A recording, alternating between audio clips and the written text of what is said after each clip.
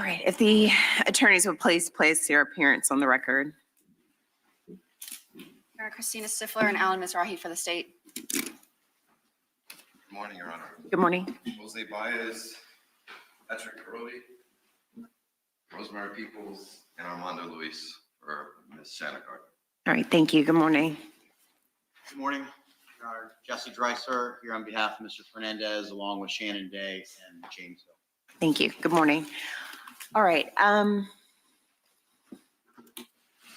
I am going to file the order related to I'm granting the defendant's motions for protective order. And I have exhibits that I'm going to attach to the order, but I'm going to direct the clerk to redact the contact information before posting and filing the order.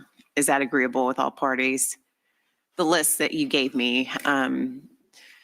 So the list of attorneys' contact information that may be contained within the electronic evidence. Additionally, I didn't know if the lawyers wanted to redact certain portions of the evidence.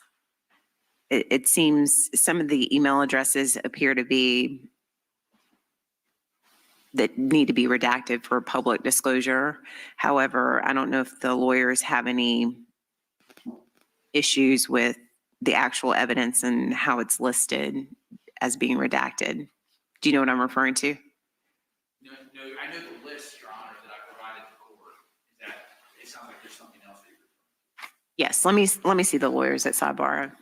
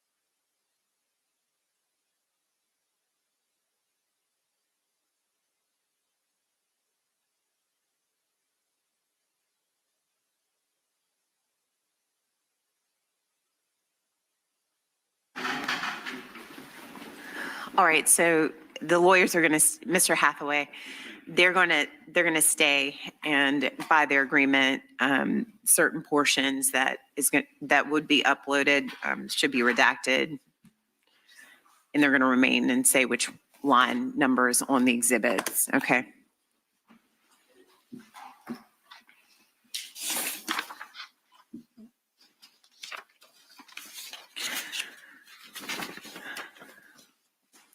All right.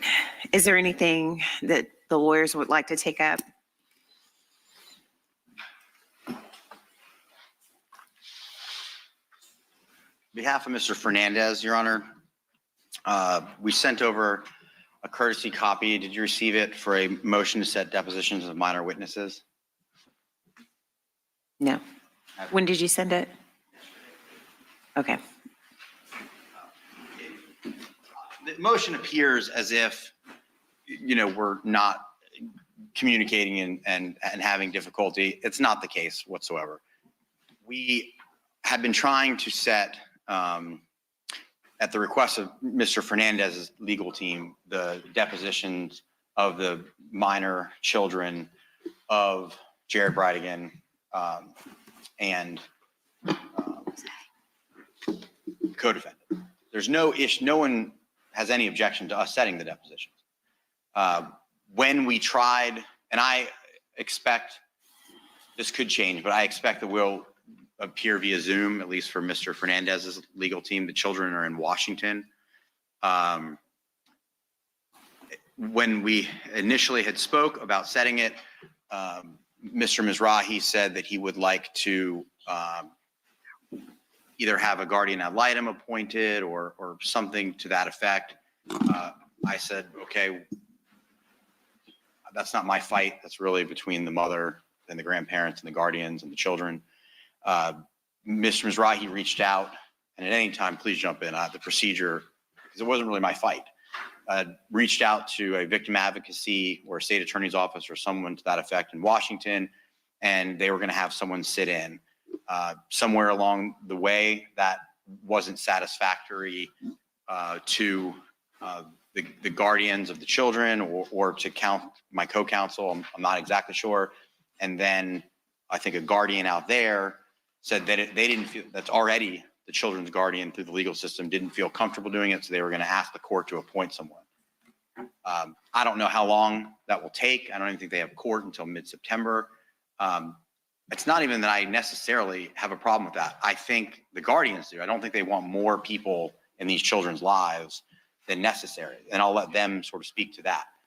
I don't really care who is there. I just know that if we don't set a date, you know, in the legal system, the wheels turn faster when there's a deadline. So I'm really just trying to get a date and some parameters put in place as to what is best for the children so that we can ask them about the same things that CPT asked them about. I mean, it's not going to be really, I don't think, any kind of a traumatic experience for them. But I think you should either hear from the state if I didn't say anything correctly, and certainly counsel, they have the most interest in protecting these children, and I understand that. We're not at odds with that. Anything you want to add?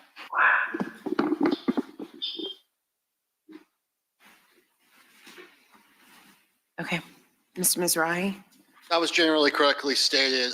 From the state's perspective, victim advocate in place is, you know, the procedure and how we do things in the course of conduct that we conduct children's depositions here in Florida. So I took the liberty of reaching out to the local equivalent to child protection team in West Ridgeland, Washington, and Richland, Washington. And I talked to one of the supervisors there, and she said that they would assign, for lack of a better word, a Miss Juarez, Juarez, and she said she would be available when we scheduled the depot to sit in with the children while the depots are being conducted. It was after that that Ms. Gardner's team indicated that someone was already appointed in the form of a guardian ad litem for the dependency case. But then that lawyer said that he had a conflict and couldn't really do it. It doesn't matter, although I think the state's preference, let me specify, the state's preference is to have a trained victim advocate who deals with children on a daily basis in traumatic events to sit with them during deposition. And that is the state's perspective, as opposed to flying out our victim advocate from here all the way to Washington. It makes no sense, especially since our victim advocate hasn't met the children, to have a local person sit in with the depot and make sure the children feel comfortable. And I think we're all in agreement on that. But then, so. Would anyone have an objection? And I understand it's not ideal, but if before the depot started, the victim advocate here, one of them, met the children, via Zoom, talked to them, we create a breakout room that if any time, and then we just do it as we would normally do it, but electronically. I mean, I'm doing it via the internet. You'll be doing it via the internet. I'm not trained in that, but I don't know why that wouldn't work given. I hate to do this on the record. No. I mean, I think the children the children need to go, if these depositions are going to be conducted right, they can't be at home doing them. I think they need to go to a professional location to do these depositions so other people can see what's going on. You don't know what's going on in a Zoom room. And I'm not accusing anyone of anything, but when you go through Zoom and you're doing a child's deposition, you don't know who else is in the room. And it's not the right. Let me ask you, so as far as what you all have planned so far, Mr. Dreiser, you intend to appear virtually? Does this state? Yes. Okay. What about Ms. Gardner's team?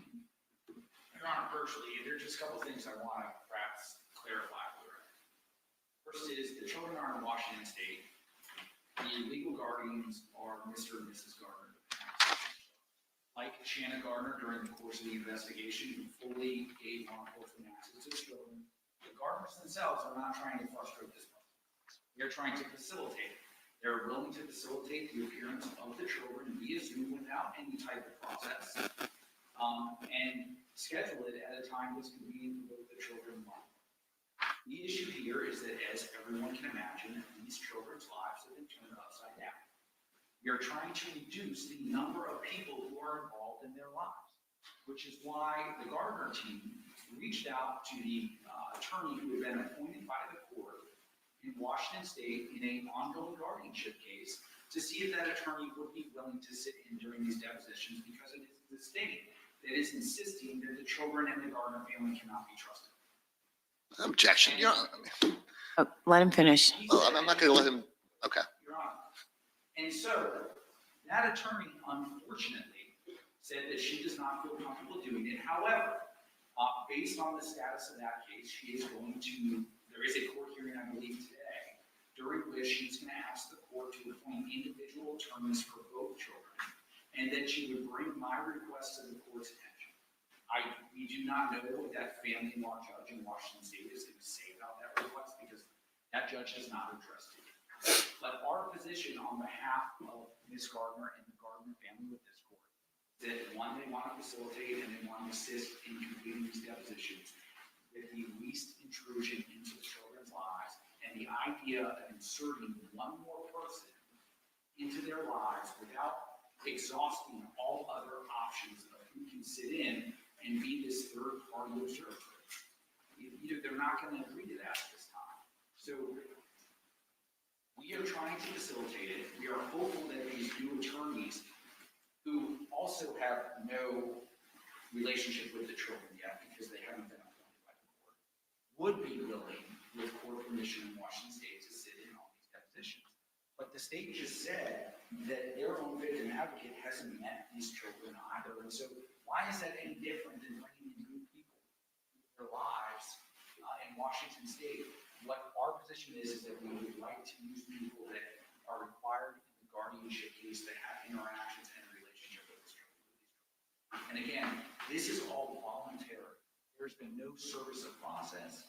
We're trying to facilitate this in the best way we can in the best interest of the children.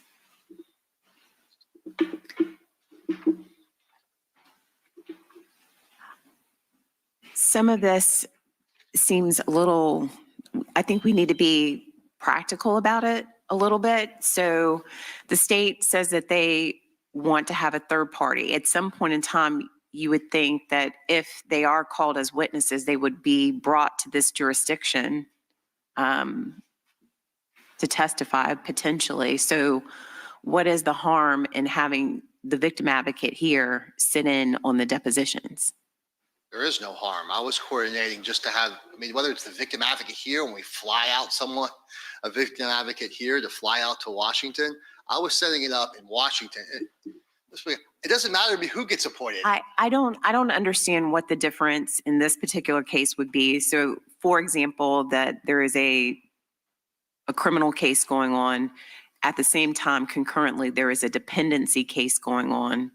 So in those proceedings, children would have guardian ad litems appointed. They generally speaking, at least in this jurisdiction, do not participate in criminal matters sitting in on depositions. A victim advocate isn't generally a lawyer, but trained for certain situations like what we're talking about. So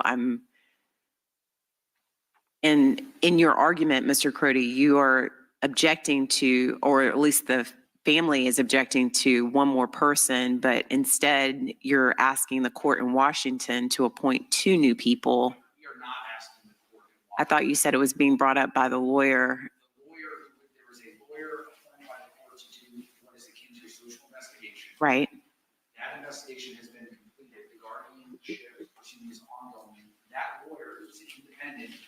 going to ask the court to appoint each child an independent attorney to represent the child's interests. Because they believe it to be a conflict I don't in that know why proceeding? that's their process, but I think that the lawyer that I spoke to is more akin of a lawyer to the court, and that not lawyers for the individual children, if that makes sense. Yes, So I believe that's what's going on. I also want to point out that, victim advocate services are not something that this court or anyone can force on a person.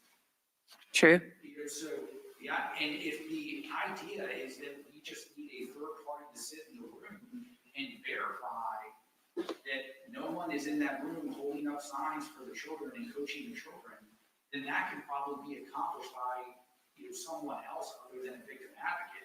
The concern is obviously that these children, and I don't want to get into the services that they're receiving, but I can assure the court that they are receiving services. And so the idea that we need to put a victim advocate in there and force this relationship that no one believes is necessary, perhaps other than the state, we're simply not going to agree to that. And typically, when I've done depositions in other locations, I think by rule and statute, I'm obligated to set the deposition within the jurisdiction that the people are in. And I Yes, generally do that at a court reporter's office in that jurisdiction or the courthouse. I've done both. So I was imagining it would be in one of those places. There would be. these are bailiff. children. So generally it's in a less professional environment that's conducive for their comfort, like in a children's room or something like that. And I guess if my point was, I would imagine whatever room that is, there'll be somebody in the room monitoring other than the family of the children. There'll be a bailiff. There'll be a person who runs that center. You know what I'm saying? I just don't see it being in their living room. I agree with all. This is why I wish we weren't discussing this in open court. We can probably solve all these issues. Everything I've heard is fine. If we do the deposition at the equivalent of the child protection team in Washington, I don't care who's in the room with the child, as long as we're the third place. I agree we should limit the number of people. I don't think it should be 15 lawyers in the room with the child. We all think that that's wrong. They don't have to have a relationship, but it's nice to have, there's someone there for the child in case the child has to go to the bathroom, in case the child gets upset. You'll have someone there that's taking care of the child, whoever that might be, that is there as a comfort to them. I mean, we're not developing relationships here. We're just making sure the kids are okay. And it shouldn't be this difficult.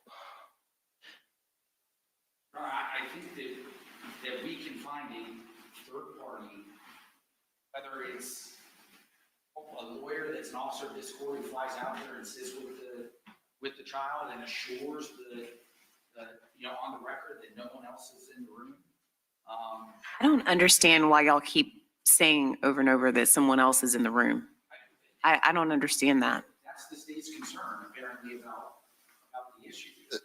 If I may, the child, if we're going to do this, someone's going to have to be in the room with the child, setting up the Zoom, making sure that everything's, and we're just going to leave a 11-year-old child in a room by themselves to give a criminal deposition, to have lawyers ask them questions for a long time. I mean, I think that someone should be in there, especially as Mr. Carodi has represented. These children are getting services and the like. I think someone should be there to make sure that they're okay.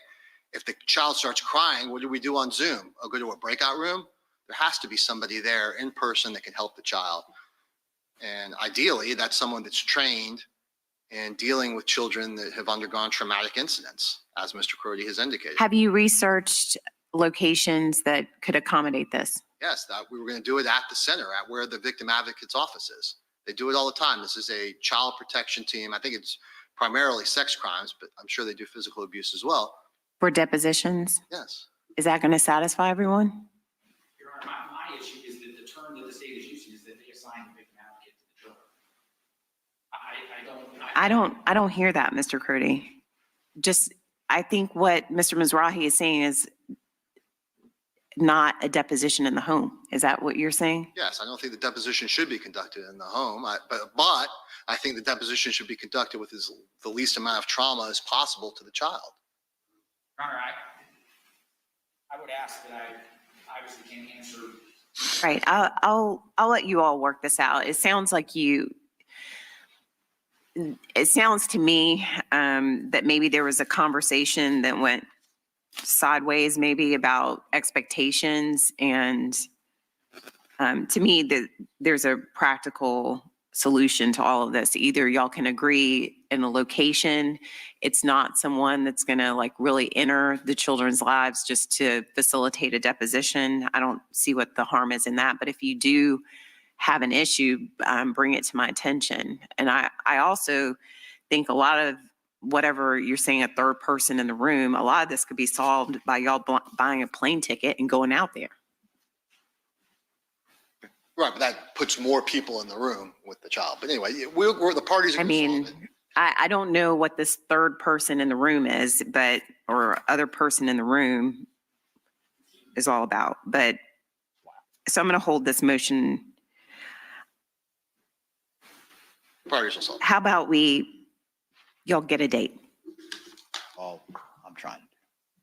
Let's get a date today. You want me to pass it temporarily? I've provided my dates to Mr. Dreiser. They're the minutia that you're gonna have to hear. There's a 3-hour time zone difference. So the question is, after school is 8 p.m. for us, which is no problem. I work late all the time, or doing it on a weekend. And I don't recall every email that was sent, but I know Ms. Stifler has a bunch of homicide trials and they prefer not to do a weekend. I think the Gardeners prefer to do a weekend because it will disrupt the children and they won't be up late at night, during homework time and doing all that. So I think. Y'all are going to get a date today. Okay. Yes, ma'am.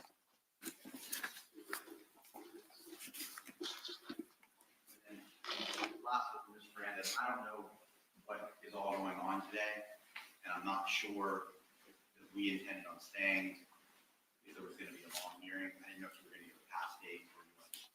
And I'll accept whatever past date you did. Okay. Look it up. All right. Let's focus on getting a date for the depositions.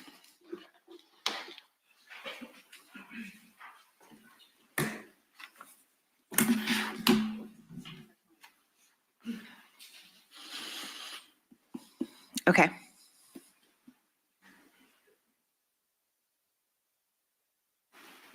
Mr. Crody, Mr. Bias?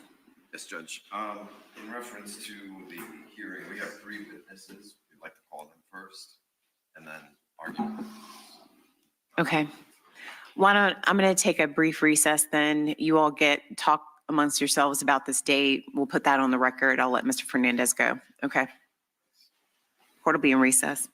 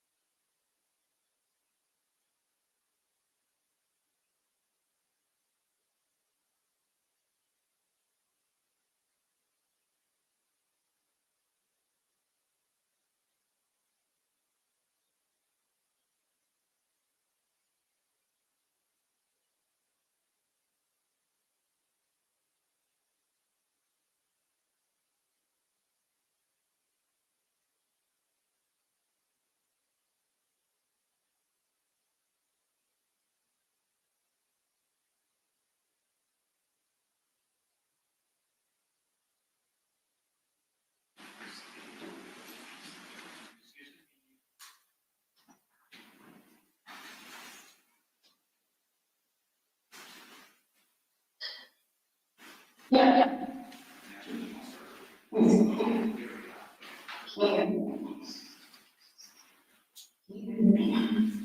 I think we're choosing.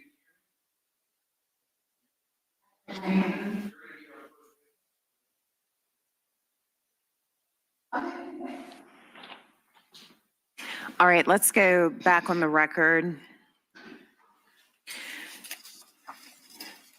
So, Mr. Dreiser, where did he go? Or Mr. Hill?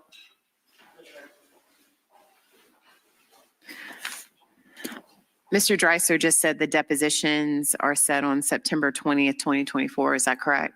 That's correct, Your Honor. State agrees. Correct. I'm now in the process of sending an email to Washington to coordinate all that. I assume the deposition will last from 3:30 till 5. Can't imagine it going longer than that. Sounds reasonable, Your Honor, but of course we'll defer to Thank you. the defense counsel as far as their time as well. Mr. Crody, you agree? Yes, Your Honor, guards wanted to facilitate that, and we discussed some limitations on the role of the victim advocate. Okay.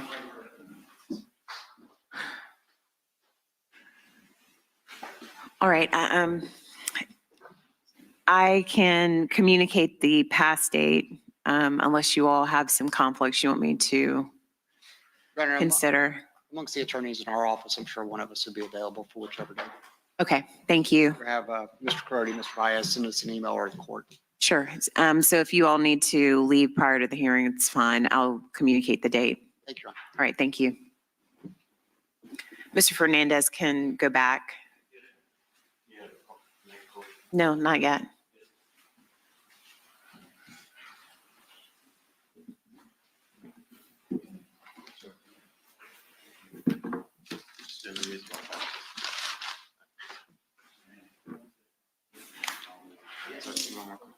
I'll move the whole thing.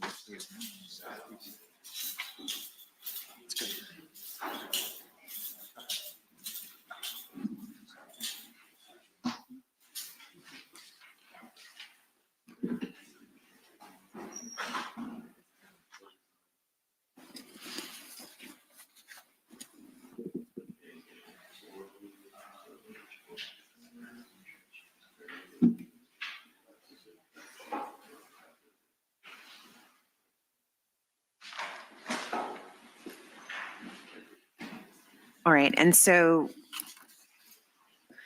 I did review, I'm assuming the witnesses are related to the motion that was last filed. Is that correct, Mr. Crody?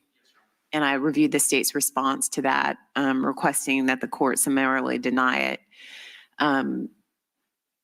I still have the same view. I think that while not necessarily phrased that way, based on the law, I'm going to just do the inquiry. So if they want to present evidence, and I'll allow the state to respond in kind. So Mr. Crody, you can go ahead.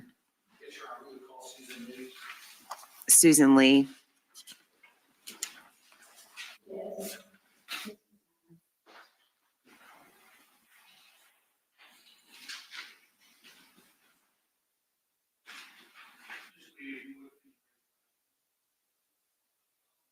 Confirm the testimony you gave will be the truth.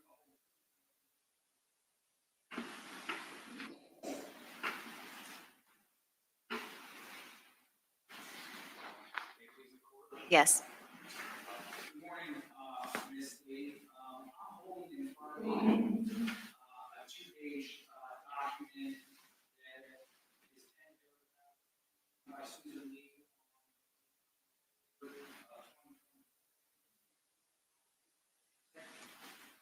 And if you want to adopt that document as part of your.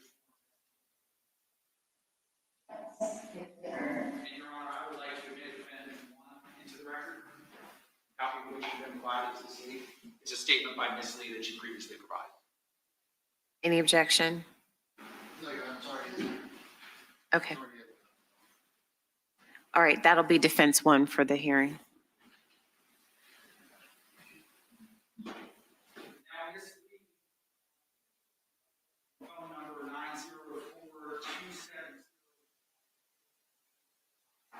on June 23, is that correct? And on your smartphone,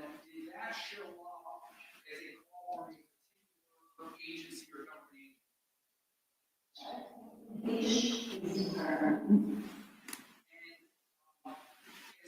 as the time, was that call at 2:52 p.m. your time? And where were you living at the time? I couldn't understand that. Did you say Minnesota? Okay, thank you. Ms. Lee, when did you move to Minnesota? And prior to June?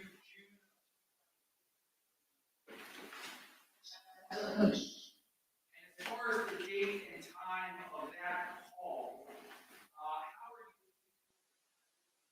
Date and time of that call today in 2024? So it's on your cellular phone records. And if you go back and review those prior to signing that statement in May 2024. Now, there was did you answer that call at 2:52?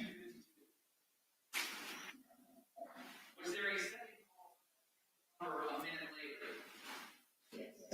Did you answer that call? And can you tell the board your own words about the exchange with the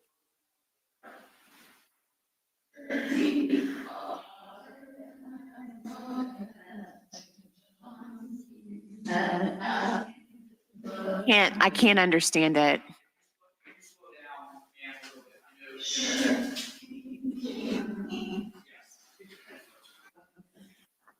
Yes. Can she try? Judge, could we approach briefly? Sure.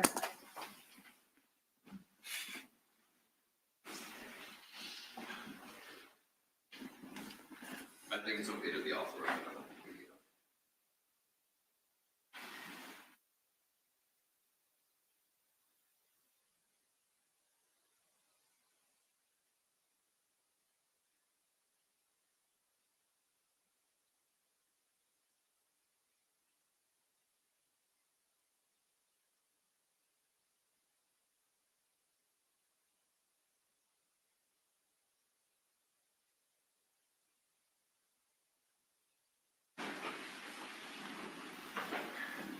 Patrick, can you turn the volume down just like a tad?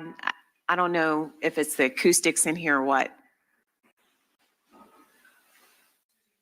Down your headphones so the acoustics are trouble.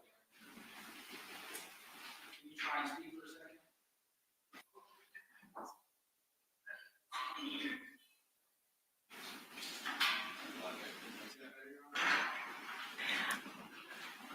Miss Lee, can you just say test a few times?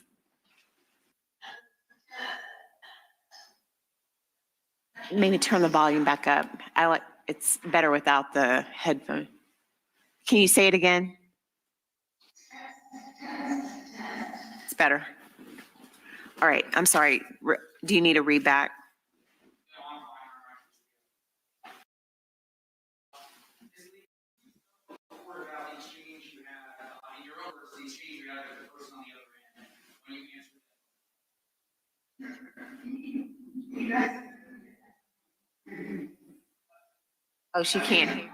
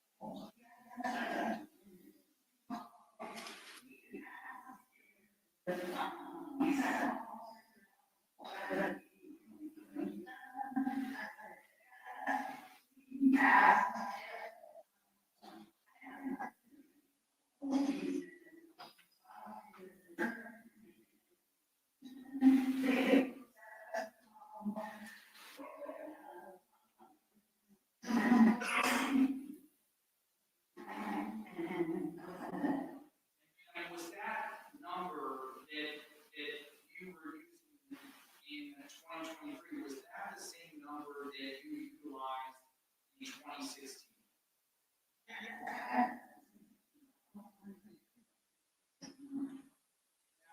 That phone call that you just told us about, approximately how many minutes was it? And did you ever have any other law enforcement representative? Are you aware of the text to the court at the bond hearing out of May for Shanna Gardener? And prior to the bond hearing, did you even recall the existence prior to the bond hearing in May that those messages existed?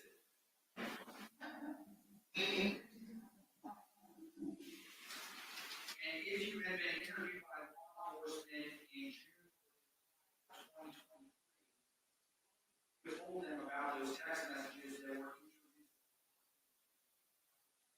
by Kim Jensen.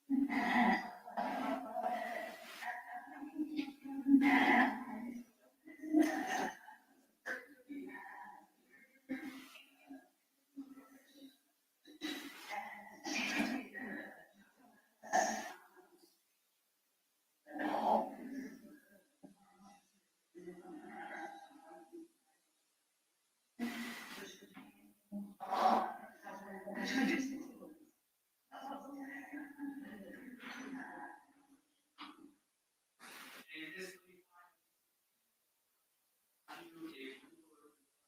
do someone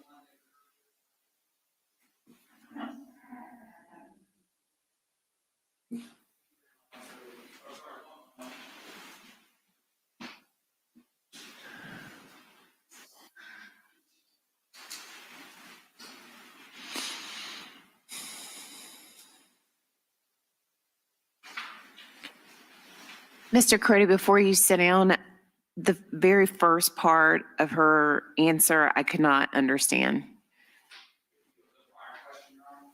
Yes, I got that her husband is African-American, something about the Mormon church, underworld.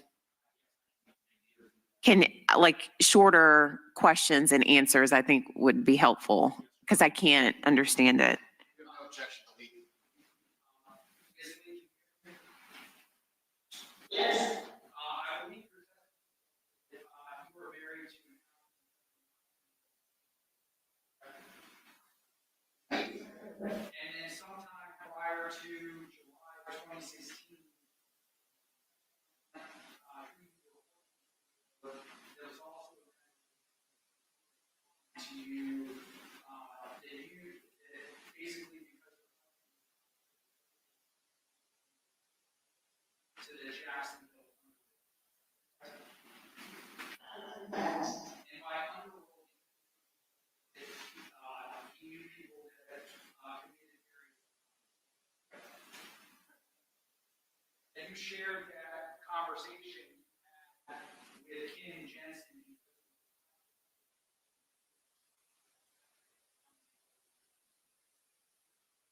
And Kim Jensen's response was to was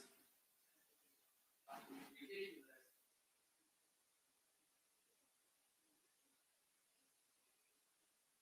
To July of 2016. And those text messages, what you would have told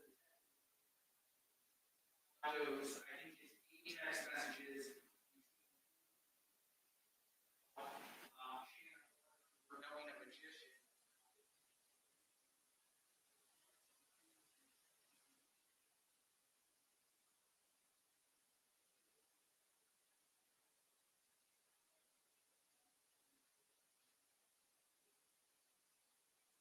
Your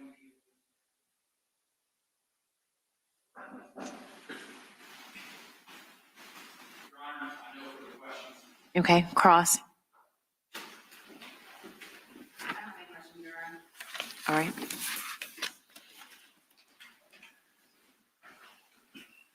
Do you want her excused? Yes, Your Honor. Okay, thank you. Mr. Bias? Yes, Your Honor, the defense will call Kim Jensen. Kim Jensen?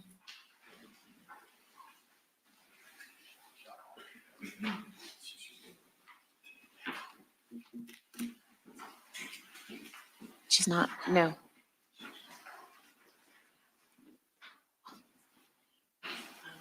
Patrick's controlling it. Okay.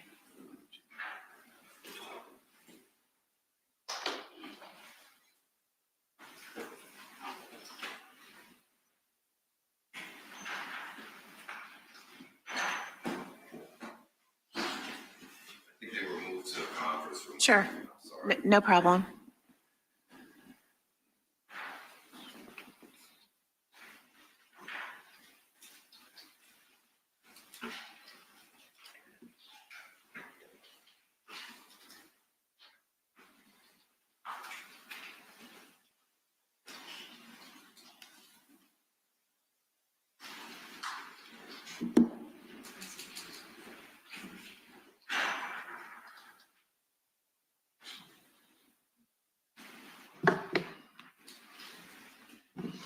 Mr. Hathaway, I'm gonna give this back. If you could give me a copy of it. Thank you.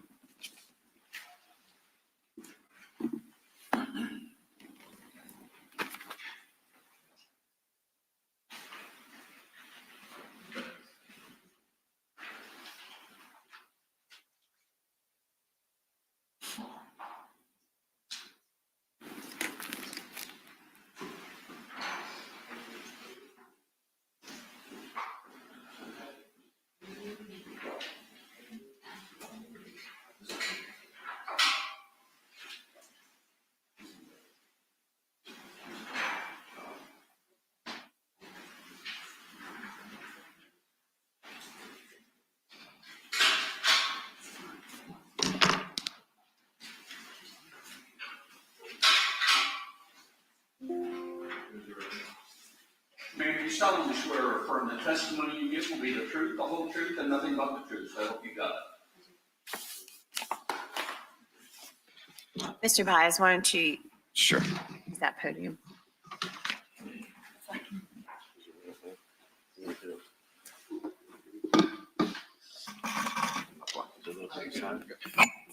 There's a lever on the side for you just to see. The microphone. If you hear yourself over the speakers, everyone in the room can hear you, okay? All right. Adjust the mic.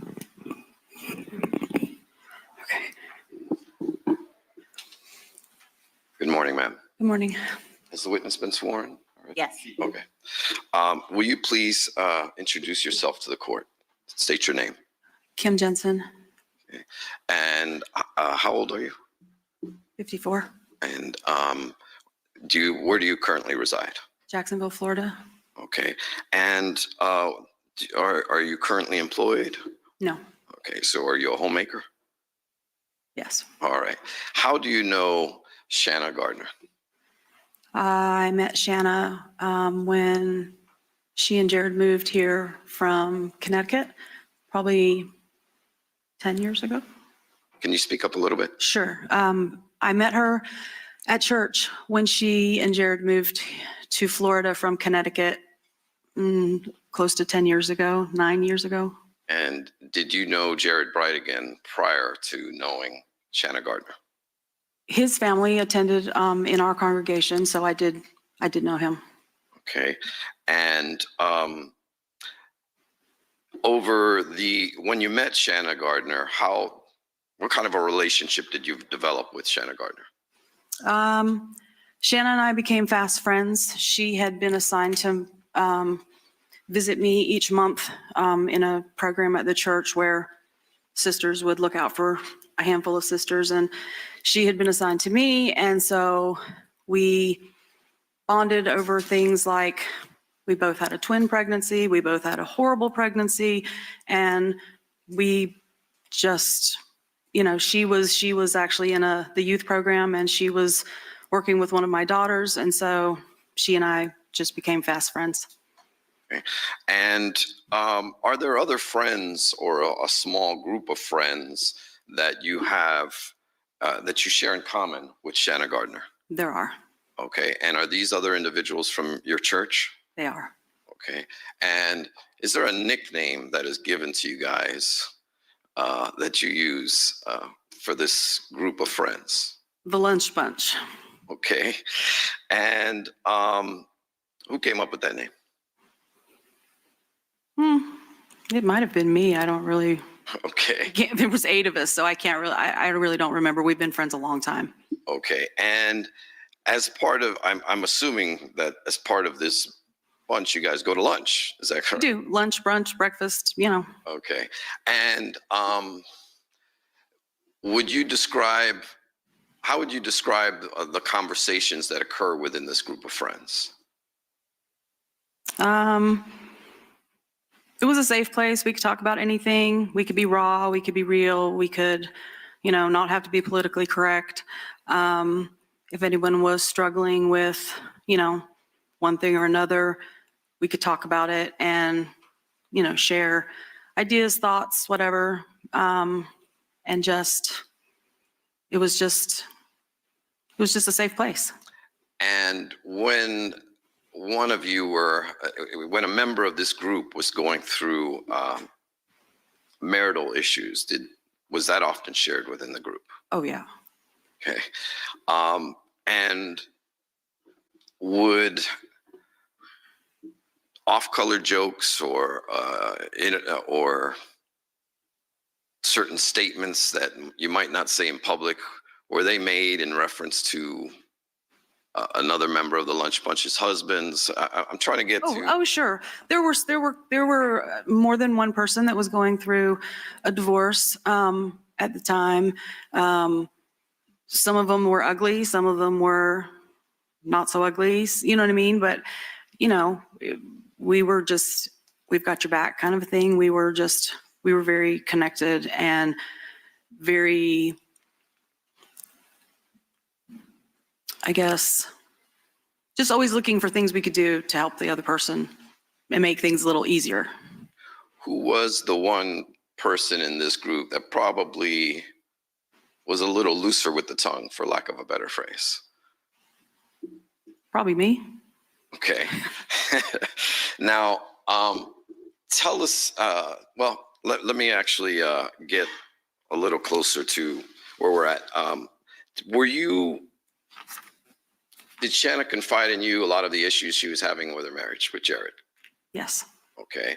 And did you guys give him a nickname? Yes. Okay. And what was that nickname? Stupid. Okay. And were you someone that Shannon would joke with when criticizing Jared? Yes. Okay. And were you also someone that she would confide in as to her feelings? Yes. Okay. And how would you handle that type of information? What would you do as a friend when she's venting or speaking poorly about her husband? So early on, before she was divorced Right. I mean, it really just depended on the day. Shanna would, back then, I mean, it was a long time ago. We would joke about things. We would joke about things that, in any other setting wouldn't even matter.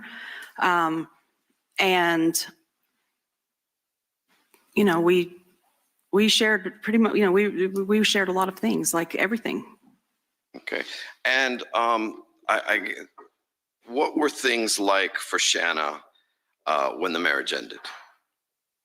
When it ended and she was actually divorced. Correct. It was very difficult. What Why was it very difficult? Well, prior to the divorce, their financial situation was an educational stipend that was given by their family. And Jared was in school. And when the marriage ended, that stipend ended. When you say their family, whose family are you? Shanna's family. Okay.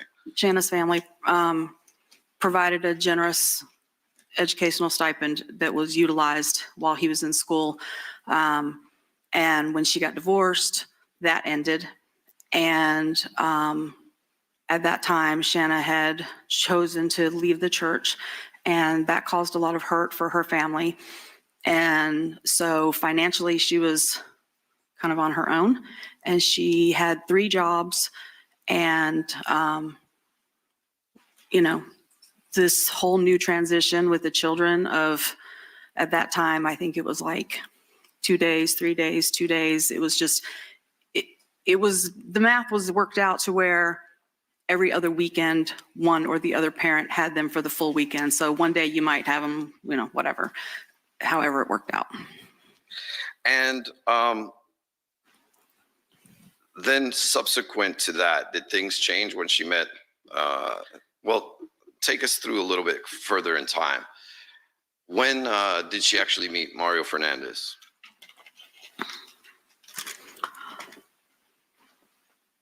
I don't The know, approximate, it doesn't have a to. couple years after she was divorced. Okay. And then how did the situation change with Jared and the communication with the kids and things like that? I'm not sure. I'm not sure I Sure. understood. Can you give us a general description of how things progressed from that point on? From the time she married Mario, Yes. The relationship with Jared. the relationship with Jared really never changed. It was always bad. Communication was bad because there was never verbal communication. It was all electronic. It was either text or email. So things were often misunderstood.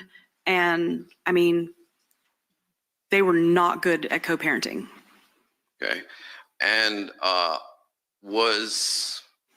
did Shanna have issues with talking to Jared? She would have preferred to pick up the phone and, you know, but it was him. He was adamant that there would be no verbal contact. Okay. Now, I want to take you to 2022. You were, I guess, were you close to Shanna when Jared was killed? Our friendship? Yes. Yes. Okay. And during this time, what was life, shortly after he was killed, what was life like for Shanna during that whole time? Everything was focused on the kids, their well-being, their mental health, you know, increasing therapy appointments, giving them, you know, space to grieve, and, you know, just making sure she spent a lot of time in talking with the guidance counselor at school. Everything was just focused on the children. Okay.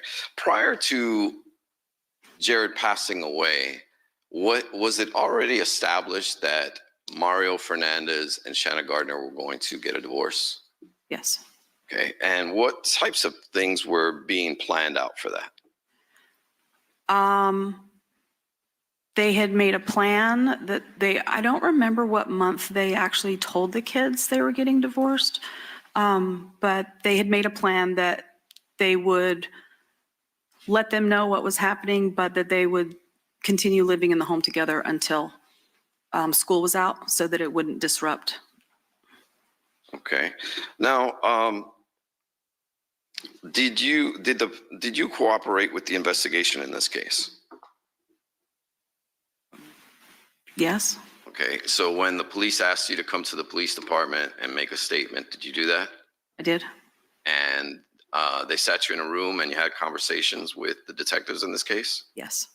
Okay. And subsequent to that, What type of contact did you have? Well, let me ask you this. How many times did they ask you to come in and talk to you?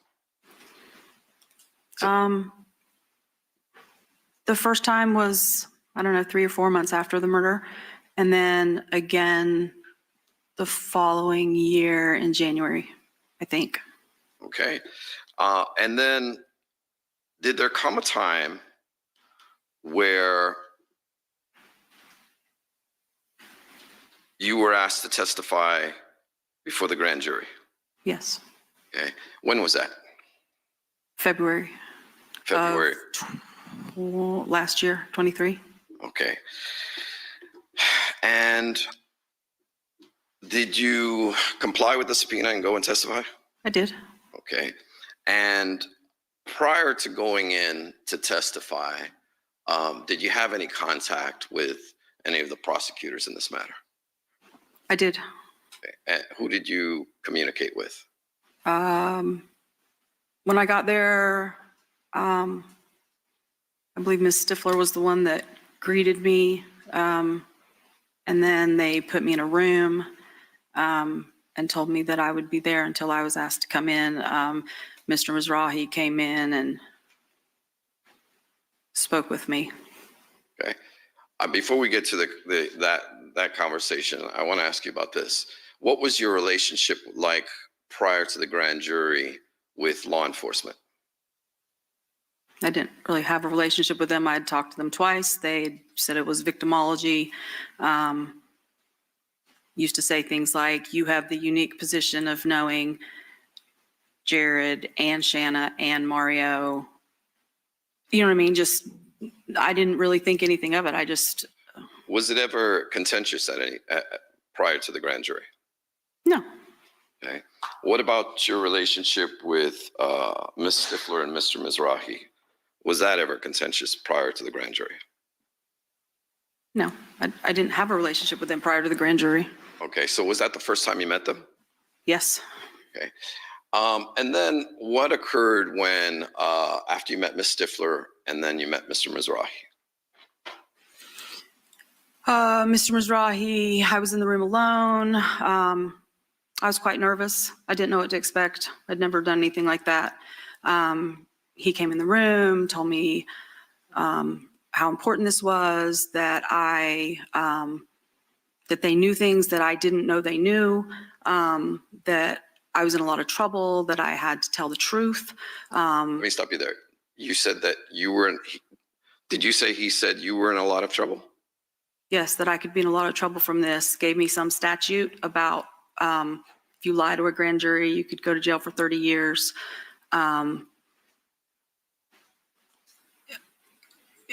You know, it was very, I didn't go in feeling comfortable. How about that?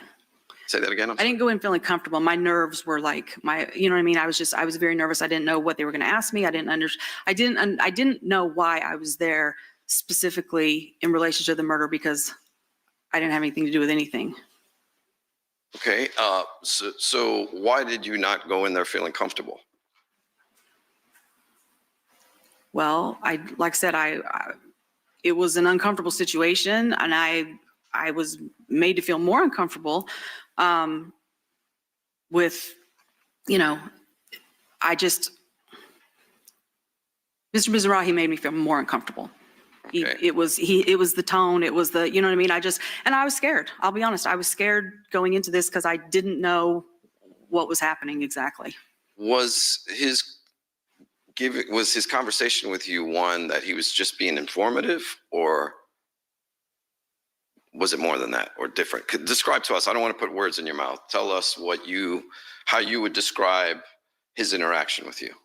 Well, I mean, that was the basic interaction prior to going into the grand jury. Post, I went into a room yet again, and he told me that he knew it was uncomfortable. He thanked me for coming. He knew it was an uncomfortable situation, and that it was very intimidating, but that was his job, because when you're uncomfortable, you say things that you wouldn't normally say, I think is how he put it. Okay. Did he give himself a name? No. Describe the situation of being uncomfortable?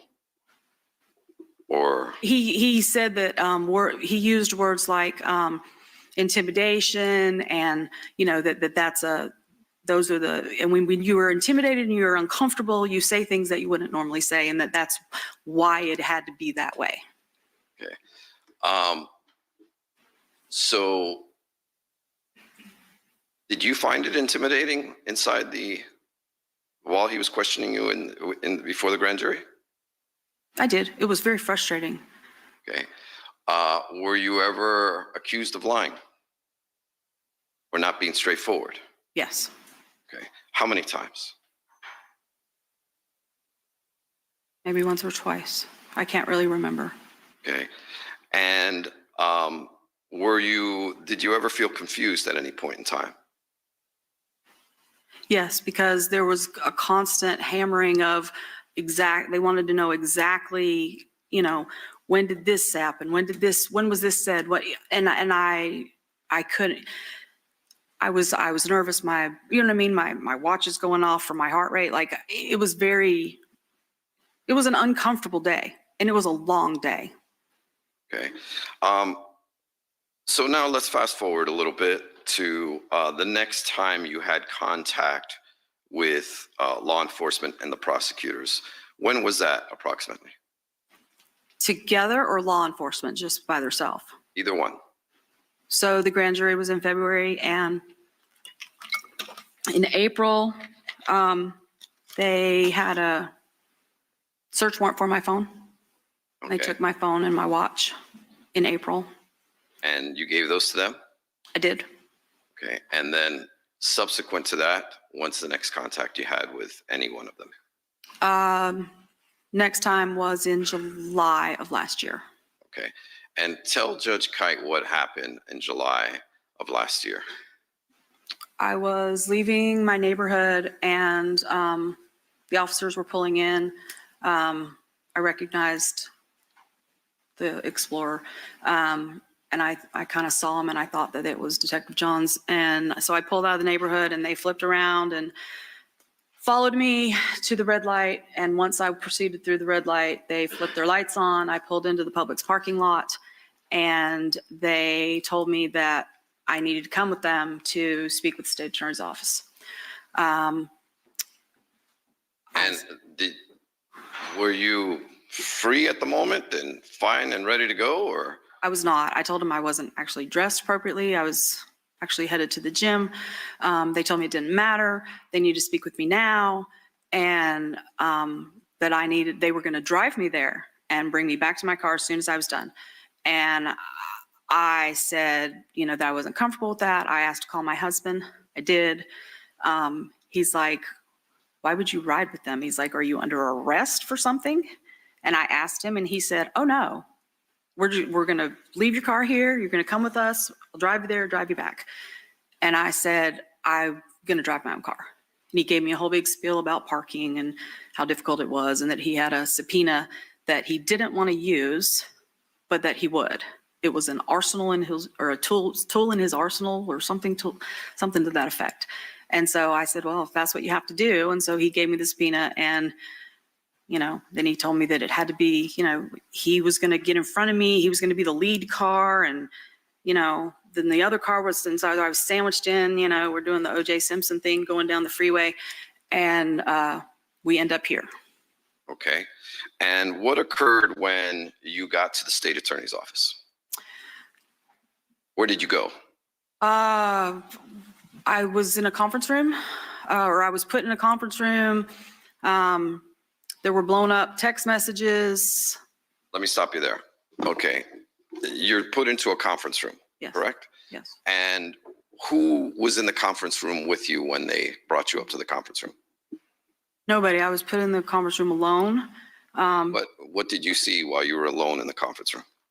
So it was a long table. I was sitting at it, and there was several blown up text messages between me and probably, I want to say 3, 4, I don't know, between me and the girls. When you say blown up, how big? I don't know. Like half a poster? I don't know, maybe. Half a poster size? Okay. Maybe. I mean, big enough that you could see it without squinting. And then there was another board there was like a board on the side that had a picture of Shanna and Mario and Henry Tenen and me on there. And what did it say? I think it said something like conspirators or conspiracy to murder or co-conspirators, maybe it said. It was like it was done in a circle, like. What was your reaction to seeing a poster at the state attorney's office with your photo alongside Henry Tenen, Shanna Gardner, and Mario Fernandez? I was very taken back because I was very taken back. I couldn't imagine where they were going with this because, I was just Shanna's friend. Okay. Tell Judge Kite what happened next. Mr. Mizrahi came in, told me to take in the room and they would be there shortly. I don't know, I was in there by myself 15 or 20 minutes and I was just reviewing everything. And then the prosecutors came in and told, they said they were sit down, we were gonna talk to questions. And Mr. Mizrahi asked me if I knew why I was there. And I said, detective said you had some questions. And he said that the police wanted to arrest me and take me to jail. And were the police there right in that room? Who was in the room alone? Not at that time. I was just in there with Mr. Mizrahi, Ms. Stifler, and I think there was someone else. Okay. Was that another member of the state's attorney's office? Do you know? I guess. I don't know. And after he told you that the police wanted to arrest you, how did you react? What did you say? I said, for what? Okay. And what happened after that? It was another series of questions. They showed me that, the text messages were there and, this is pretty damning. This doesn't look good. Let me stop you there. So they began to question you about your text messages? Yes. Okay. And while you're giving answers to your responses to these text messages, did you ever see a recording device? No. Did you believe you were being recorded? I mean, I really didn't think about that, to be honest. You know what I mean? Like, I knew that when I spoke with the police that, you know what I mean, they would have a transcript or whatever. I mean, I really didn't know what their setup was. I guess it was possible, but I'm not sure that I really thought about that. And did you write down your answers to the questions that they were asking you about your text messages? No. And if there's a dispute about what you said in response to the questions about the text messages, was there anyone else other than you and the 3 members of the state attorney's office? Is there anybody else there that would be able to verify that? I mean, we were the only ones in the room, so no. Okay. And then what happened next? They asked me about the text messages, and, and the text messages and then additional questions that they asked. Okay. What happened after that? How long did that last, actually? I don't know. I think I got in there around 8:30 or 9 o'clock, and I don't think I left till after 1. Okay. Because I had an appointment at 12:30 that I missed. So I knew it was after 1 or 1:30 before I left. So what I mean is, how long were you alone in the room with the prosecutors?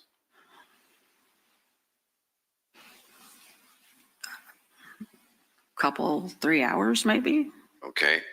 And during that time, was it a friendly conversation? Was it contentious? Describe, take us into that room if you can and describe the conversations between you and the prosecutors. At times it had gotten very contentious. They got very frustrated with me. I'm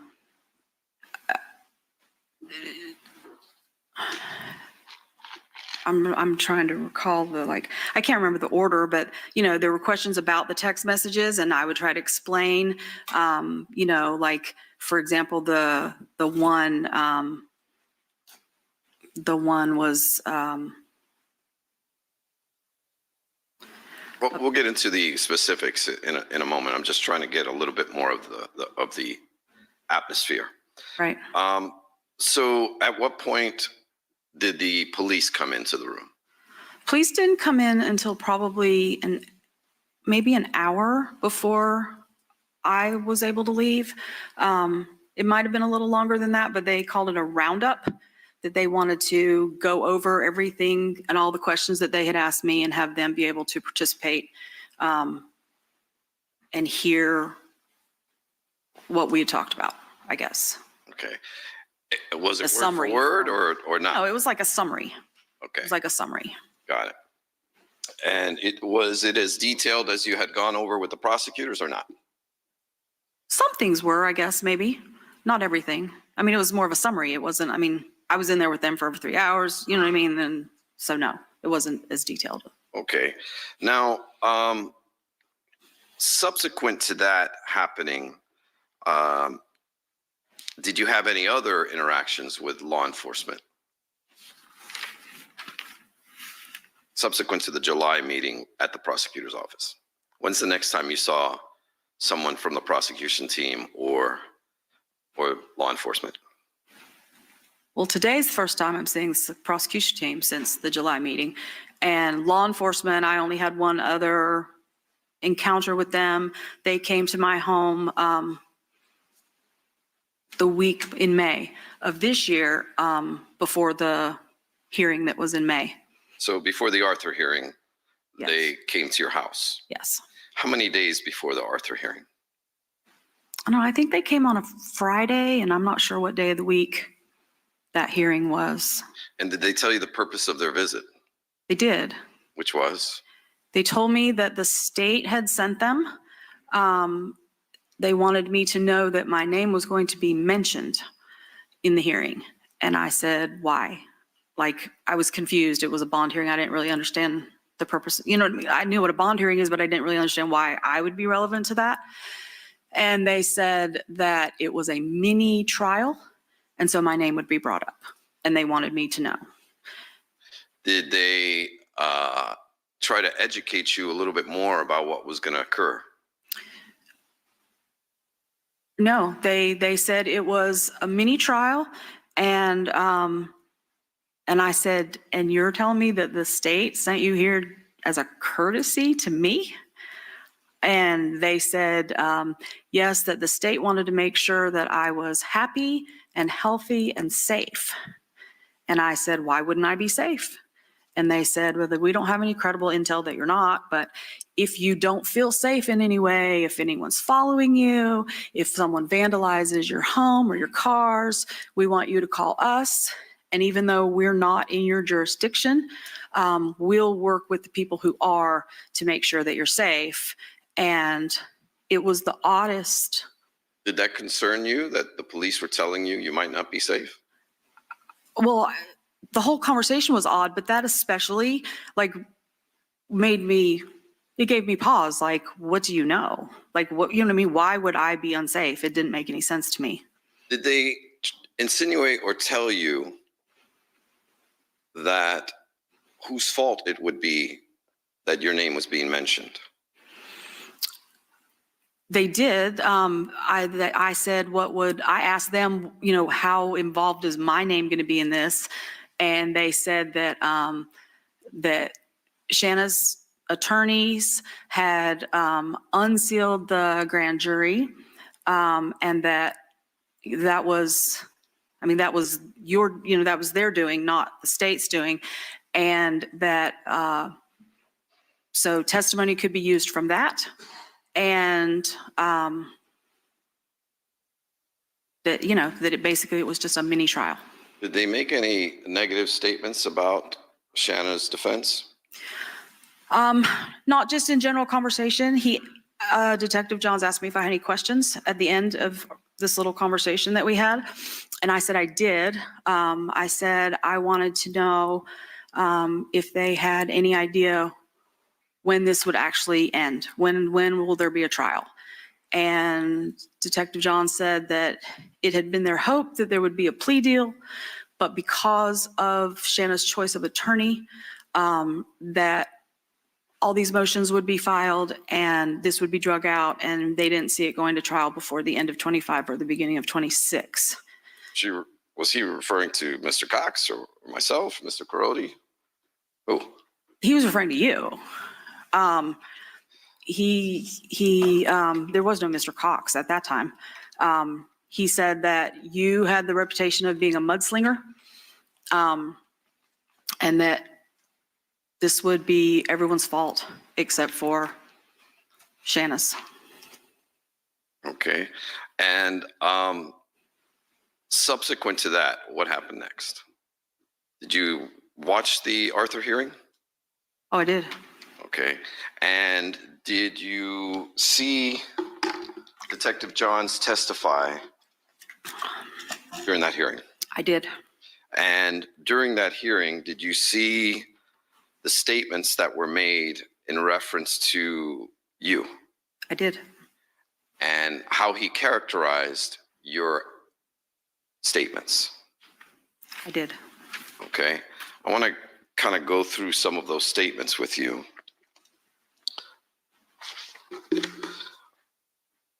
Now, Detective Johns stated to you, well, okay, I'm sorry, strike that.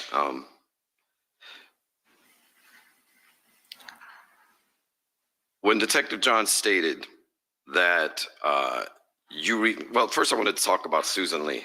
Okay. Okay, I'm sorry. Before I get to the Arthur hearing, I wanted to ask you about the meeting with the prosecutors. When they confronted you with the text messages about Susan Lee, what did you tell them? I told him it was a long-standing inside joke. Okay, explain that. Why is it a joke? So the hitman joke was a joke between Susan and I years before I even knew Shanna. Susan used to, and I've known Shanna, I've known Susan for 25 years.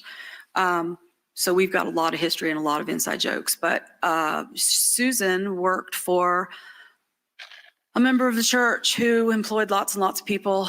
And she was his personal assistant, executive assistant. I don't know what her title was, but anyway, some years, probably 20 years ago, he asked her if her husband knew any hitmen.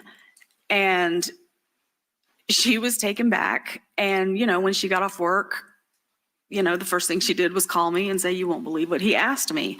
And it became this, just anytime we heard the word, anytime, it could be watching a TV show, it could be in any context, it would elicit a phone call, a text, whatever, because we were laughing about it, that did he seriously think that her husband actually But no, a hitman. know a hitman? You know what I mean? Anyway, so it was that kind of a thing that just, so anytime we had the opportunity and heard about it. Was Miss Stifler present when you gave this explanation? Or did she walk out of the room at any point in time? She didn't. I'm just curious if she missed that explanation of the joke. No, nobody walked out of the room. Okay. And what was their response after you explained this joke?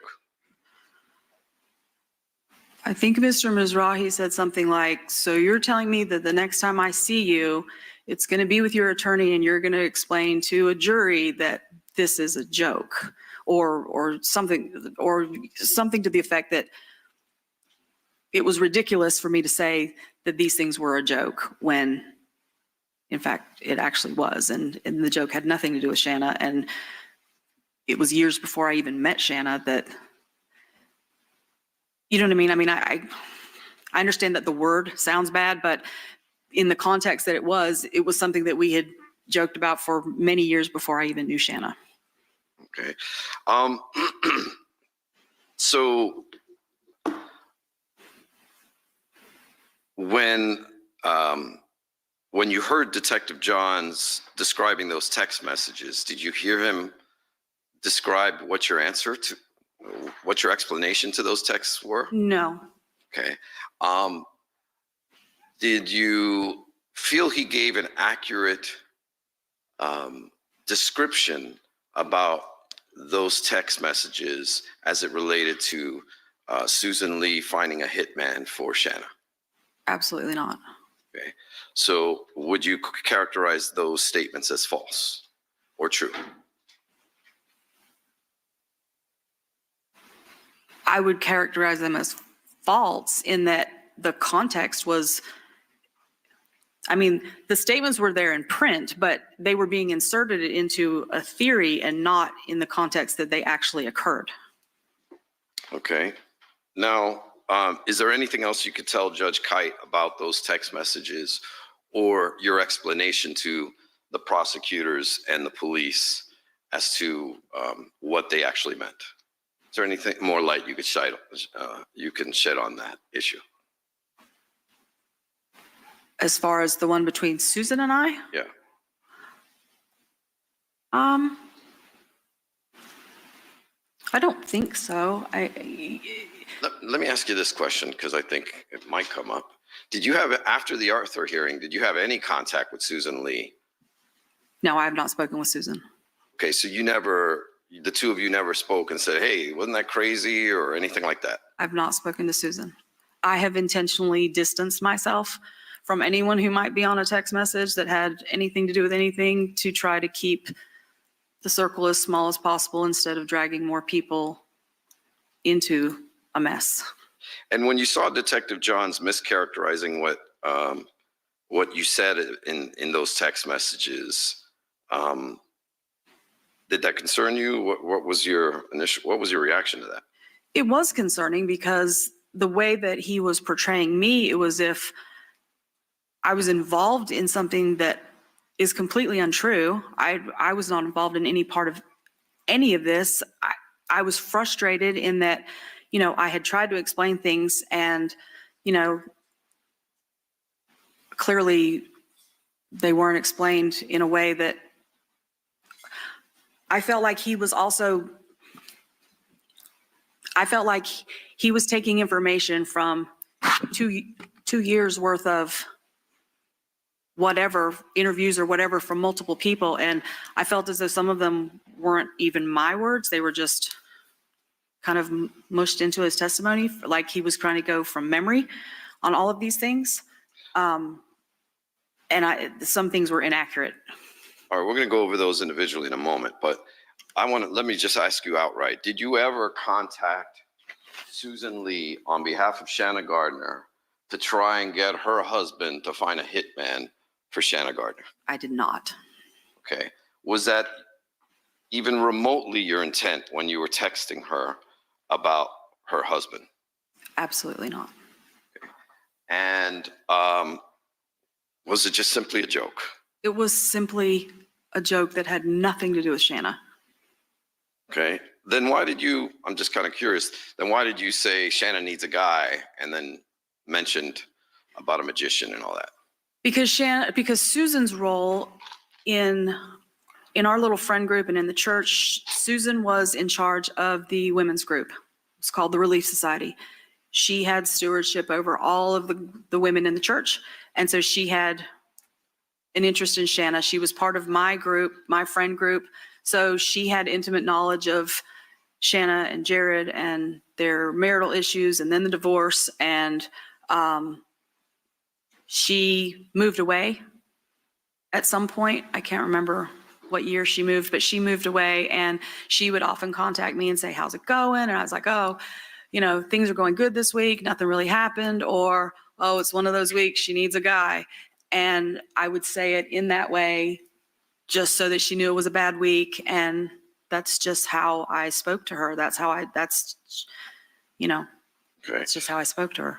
Now, when Detective John stated that there were multiple conversations over a multi-year period about Mario killing or finding people to kill Jared, please explain to Judge Kite why that statement is false. Did you hear that statement? Actually, I should ask you first. I heard the statement. Okay. Was it true or false? False. Explain to Judge Kite why that statement was false. Because I did not say that Mario was going to kill anyone. I was trying to explain, and I believe this all began in the grand jury. Am I allowed to say that? Am I allowed to say something that was said there? If you can leave. Your Honor, that's not correct. The state keeps saying this is unsealed. There's a very clear Florida statute on point that I believe the state even violated by showing the grand jury to Detective Johns. And your order only released it to the defense team, our lawyers and staff. Hold on. Let me see y'all at sidebar, okay?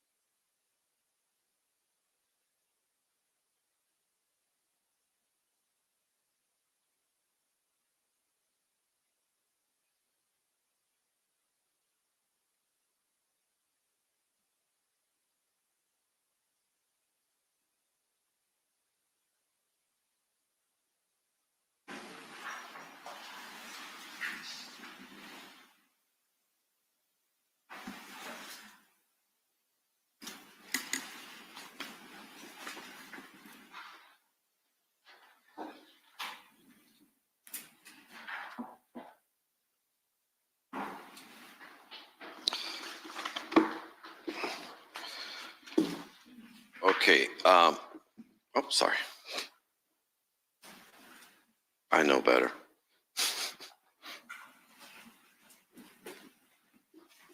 May proceed. Okay. Ms. Jensen, if we can avoid talking about what you actually said at the grand jury, let's try that, okay? If you feel you can avoid it with your answer, we'll take a break and figure that out, okay?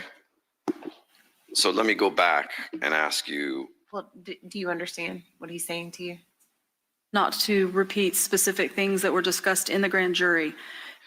There are several pieces of this that were discussed in multiple Answer my places. question. Yes, Do you understand what he said to you? Yes or no? yes. Okay, go ahead. Okay. So let's go back to the question or the issue at hand. Detective Johns testified that there were multiple conversations over a multi-year period about Mario killing people or finding people to kill Jared.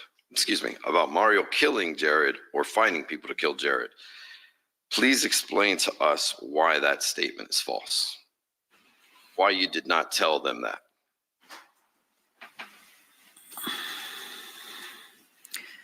The reason that it is false is because through interviews with both the prosecution and the police department, they asked me questions about Mario. I told them that Mario had a very large personality. He was famous for shock value statements, and that he had this one particular line that he would say repeatedly, which is, do you want me to take care of it? Or do you want me to take care of him? Do you want me to take care of it? And that could be anything. It could be from a kid on the playground with one of the kids. It could be him overhearing a conversation between Shanna and I. He said it to me about my daughter was having an issue with somebody in college. And he said, do you want me to take care of it? It was just, that was his phrase. And I believe it was Miss Stifler who said, you mean kill him? But those were her words. Those were not my words. I never said kill him. Ever. When she said, you mean kill him, what was your response to that question or that statement? I don't remember what my response was, but probably no. I mean, that's what he said. Take care of him. I don't know that there was a lot of. And did you explain to the prosecutors and law enforcement that that was just a catchphrase of his and that essentially didn't mean anything to you? Right. It came, I mean, he was a big talker. He was full of it all the time. And I never believed anything he said. And it was I never felt that he ever said those words with the intent of harming anyone. So if there are children playing in a playground and you use that as an example, explain to us how he would say, you want me to take care of it? Tell me about how that catchphrase coordinates with something completely different than murdering someone. So if the kids came home and said, so-and-so on the playground was bothering me or picking on me or whatever, his line would be, you want me to take care of it? And he was famous for, there was a group chat between both households with both sets of parents. And he always loved to be the first one to answer no matter what the context was. And Shanna would always get upset with him and say, don't, just don't. And it just, so as far as the playground goes, I mean, it's just, there was a kid bothering one of Shanna's kids and, we take care of it. And it was like, no, I got it. We're good. So it was just, that was just an example of how it was used in all areas. That was just like his phrase. You didn't understand it to mean he was going to go kill one of the kids, did you? No. Okay. Now, I want to move on to another statement by Detective Johns. Now, he testified that you made a statement about Mario having a motorcycle gang go and kill Jared, there's two parts to that question I want to ask you, but let's start with the motorcycle gang. Tell Judge Kite, was that an accurate statement? And if not, why is that false? In one of the questions that I was asked about Mario, I had told them that he made shock value statements, and one of them, and they said, can you give us an example? And I said, well, I think one time he said that there was a motorcycle gang that met behind Jared and Kirsten's home. And it just was, it just seemed ridiculous to me. It was a brand new neighborhood. Are you familiar with where Jared lives? I know where they live. And based on the fact that you're familiar with that area, did you take the fact that, how was your reaction to him knowing a motorcycle gang? It was something that he had said to Shanna, and I was just like, are you kidding me? He's so, he's just, everything he says is so, it was just another ridiculous statement. And did you express that to the prosecutors and law enforcement? I did. I think I even discussed how it was a brand new neighborhood, and I struggled to believe that a motorcycle gang was meeting there. Now,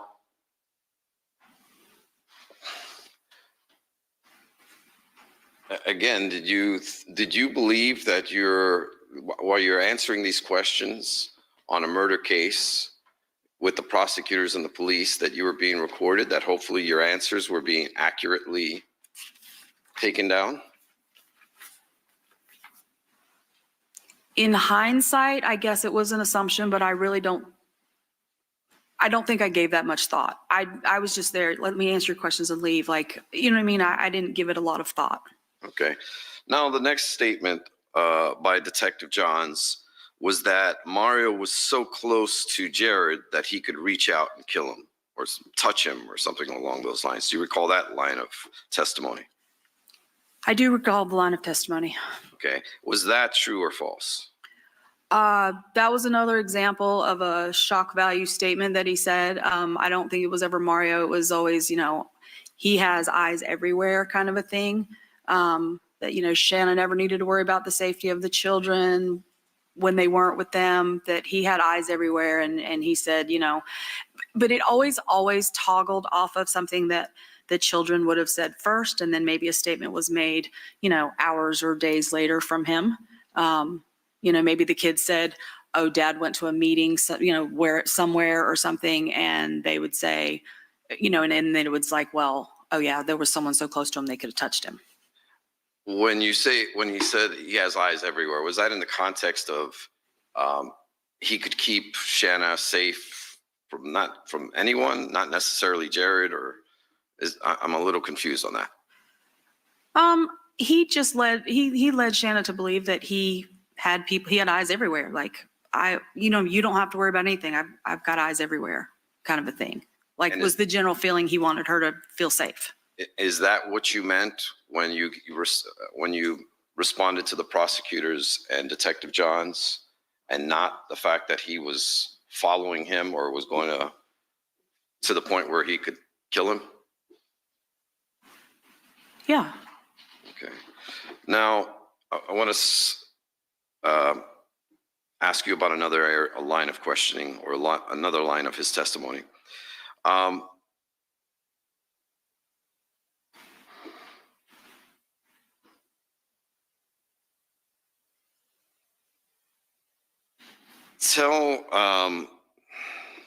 Did you hear the testimony about Detective Johns saying that you said Mario described these as missed opportunities, being, I guess, following him and them being missed opportunities? Did you hear him make those statements in the Arthur hearing? I did. I mean, I heard the whole hearing, so I did hear the statements. Okay. And did you ever say that to Detective Johns or to the prosecutors? I don't recall the context of that statement. Like, I don't remember that particular statement as. Did you ever make that statement? Is my question.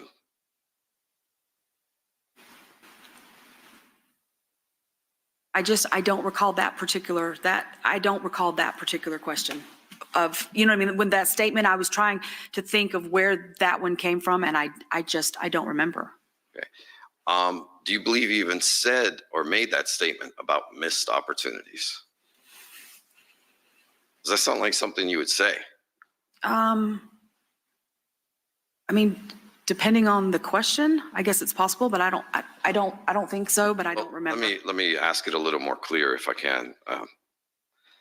In the context of Mario having the ability to kill Jared and describing them as missed opportunities, did you ever describe anything remotely like that to the prosecutors? I don't believe so. No. Okay. And of course, no, I'll strike that. The next area that I want to cover with you is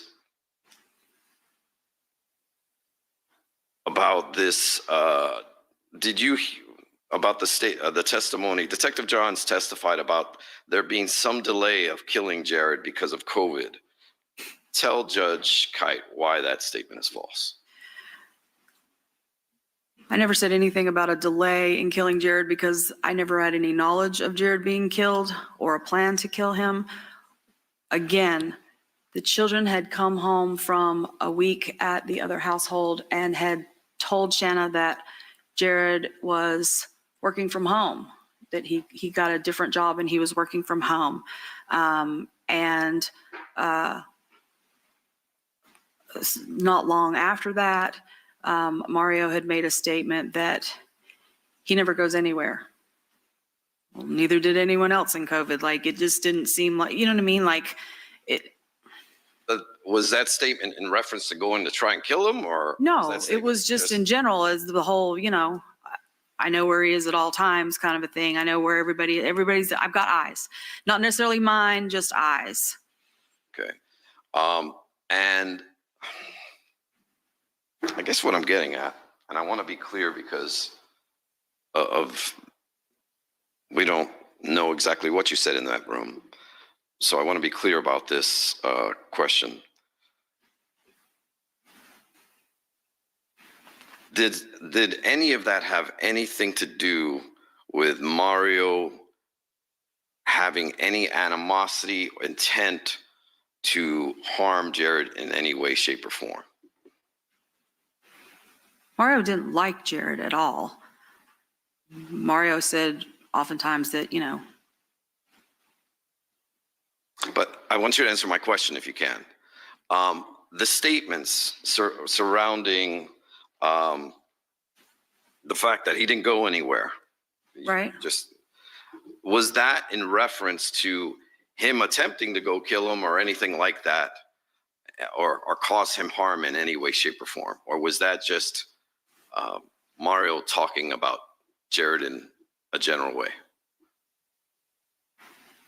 I would say it was just Mario speak, his grandiose shock value statements that he always says, depending on why he was making them.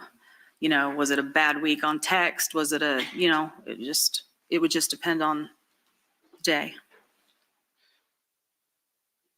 All right. The next question I want to ask you is in reference to the testimony that Detective John said, you said during this meeting that Shanna knew of Henry Tenen before he was arrested. Was that true? That can you say the question again? Yes. Detective Johns testified that there were conversations between you and Shanna about Henry Tenen before Henry Tenen was arrested. Was that a true statement?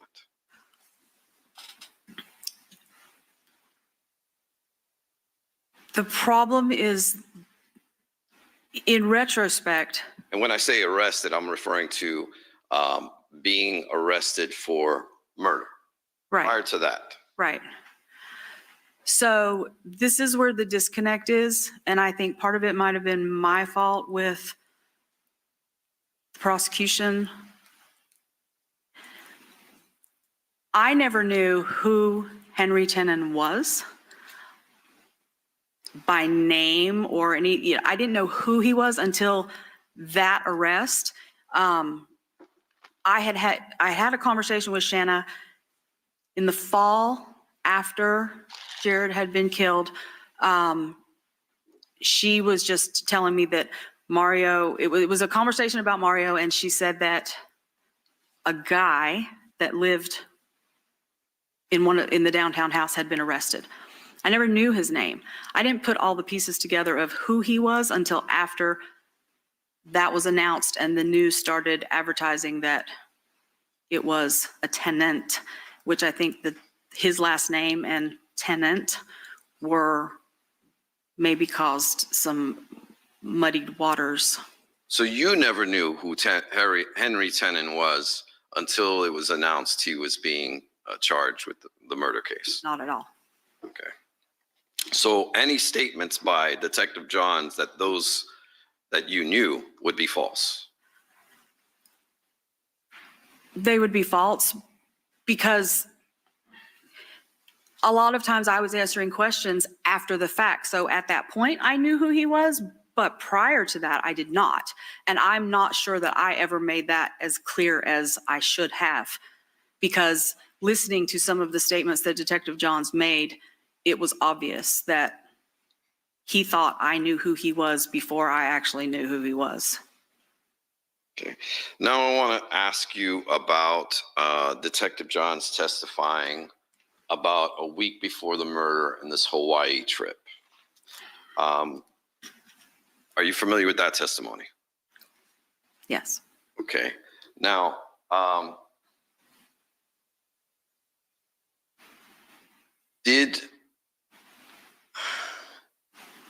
Was this another situation where, was this a statement of take care, excuse me, was this a statement with Mario Fernandez making a claim that he would take care of that or something like that? His famous catchphrase, so to speak. It was. Okay. Describe for Judge Kite exactly what that was about, that conversation, what you told them.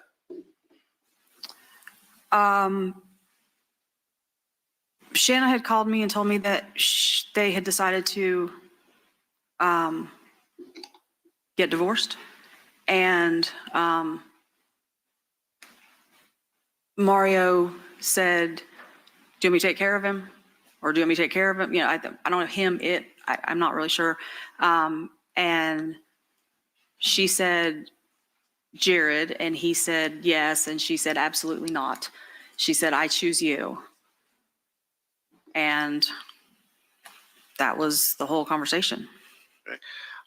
When you say I choose you, was she referring that she was going to try and stay with Mario or what? What does that mean? No, because I'm not, and that was something that I tried to explain was I'm not sure. They went to Hawaii at least once a year. Sometimes it was twice, but it was at least once. And typically it was an evaluation of, I mean, it was a trip, but they would always like evaluate their marriage. They had different parenting styles. There was obviously, you know, things were not perfect. And so they would evaluate whether or not they were going to stay married. And so I don't recall if it was that particular trip or the one, you know, another one. I just know, I know that it happened. That conversation happened on a Hawaii trip, which one I wasn't sure. Okay. And why aren't you sure? Because Shannon and I talked a lot. Okay. Now,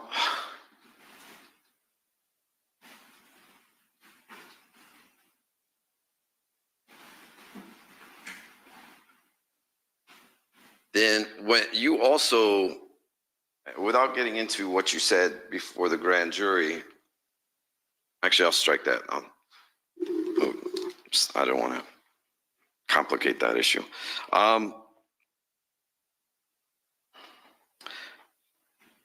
Did you hear Detective Johns make this testify about Susan Lee changing her phone number? It did.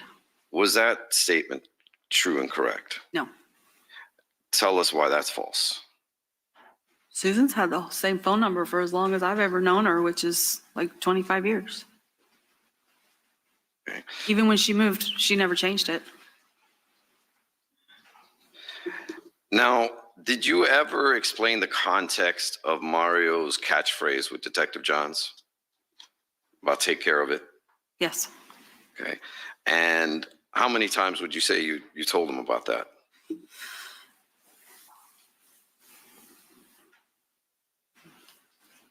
I don't know. I mean, I feel like that kind of came up multiple times over the course of. Now, we also saw numerous text messages going back as far as, I believe it's 2016, about a hitman. What did you tell them about those texts? That it was an inside joke between Susan and I and didn't have anything to do with Shanna. Even when Shanna would say, I'm not joking? Yes. Okay. Well, that was 9 years ago too. I mean. I'm sorry? So that was like 9 years ago. Okay.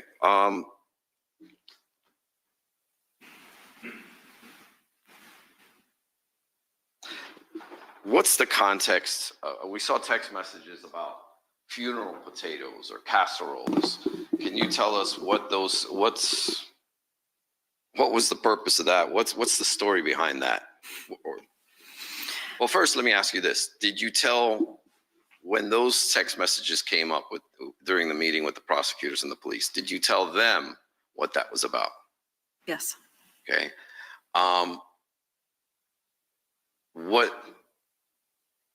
Tell us about that. What's the context of that? I don't understand that. Well, the prosecutors were under the impression that that was a code word for planning a murder. which is patently false. Funeral potatoes is just like a little catchphrase in the church. It's like a staple food after a funeral. The people get served a meal, and typically it was that. At that time, back in 2015 or 16 or whenever it was, Susan was in charge of the women's group. I was part of the team that would help provide food for families who had lost loved ones. And I think I got asked to make funeral potatoes like 4 times in such a short amount of time. And so that kind of was like it was just a common thing at the time, because it was like, oh, more funeral potatoes. And, so it's stupid, like, is what it was. In reviewing those text messages,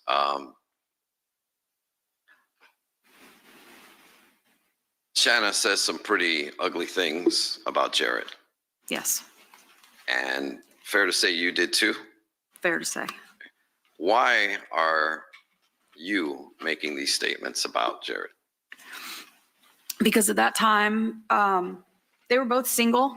During their marriage, Jared was very hands-off when it came to the twins. He didn't have a lot of interaction with them as far as taking care of their needs. And during the separation, prior to divorce, and then for after the divorce, while he was just single, it was tossing the kids back and forth, 2 days, 3 days, whatever. Many times I would go with her to pick up the children.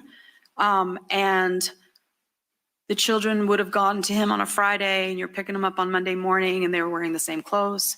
They were 3. They'd had accidents.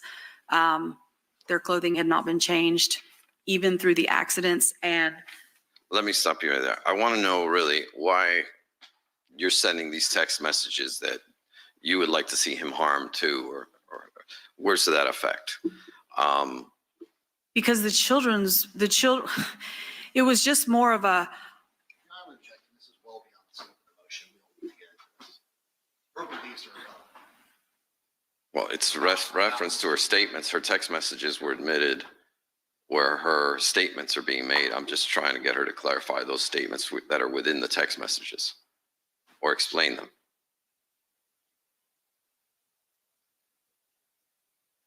The purpose of this hearing is not for a witness to sit there and badmouth our deceased ad nauseam. And that's why I'm trying to bring it back as to why she, Okay, What's the- to that extent, I'll sustain the objection if you'll just rephrase it and get it back to, I guess, the context and not her personal opinions. give us the context of these text messages where both you and Shanna are talking badly about Jared.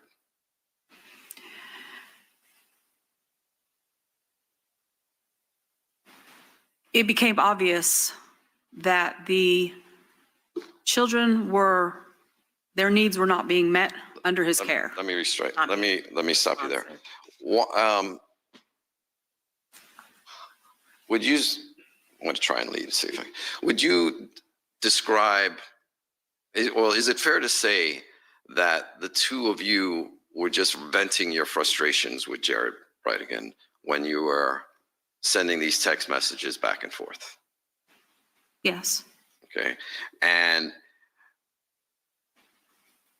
were they ever serious in nature, or did you ever believe them to be true? Meaning,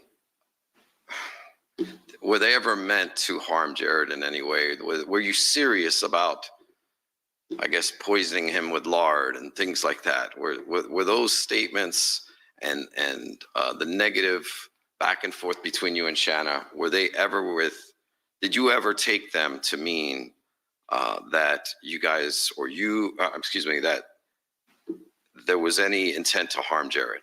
No. Now, having said that, I want to ask you about another issue. Did Detective Johns ever confront you with issues that he had with the church? He made it clear to me and to even others who were interviewed, that he was not a fan of the church. He was not a fan. He didn't trust the church. He didn't trust the leadership, you know, and questioned he had a whole series of questions about my feelings on when Shanna left the church and things like that. When you say he was not a fan of the church, why do you think that? I would object to relevance beyond the scope of the motion. What's the relevance of this? Detective Johns testified significantly about the church and other witnesses related to the church. I think his position as it relates to that church bears some relevance as to his credibility or his potential bias as a witness.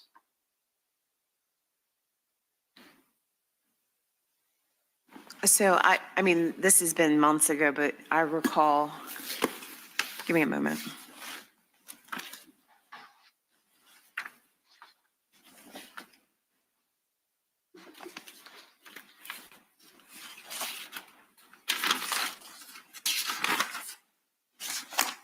I could withdraw the question. It's not. Okay. Well- All I remember him saying is something that he had to do research about the church. I don't remember anything really beyond that. Okay. If I can have just a moment, Judge. Sure.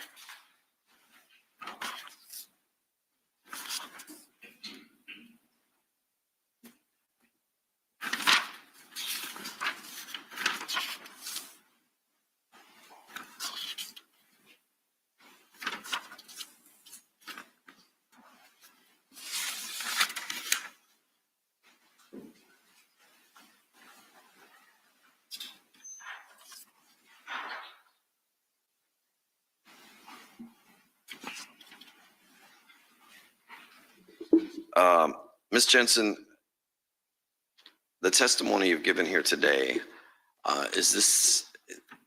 have you given it to the best of your recollection? Yes. Okay. Now, have you had any medical issues that potentially could affect your memory or how you remember things, I guess? I have. Okay. What exactly occurred to you or what medical issue is there? Can you please tell Judge Kite? A few years back, after a routine operation, I suffered a stroke and was in the hospital and for several days, and it affected parts of my memory to where sometimes I jumble things. Sometimes I have a harder time with timelines than anything, chronologically, remembering exactly, when something happened or didn't happen. And have you discussed this issue with your medical providers? Yes. Okay. And is it your understanding that this is potentially because of the stroke? It's absolutely because of the stroke. Okay. Did you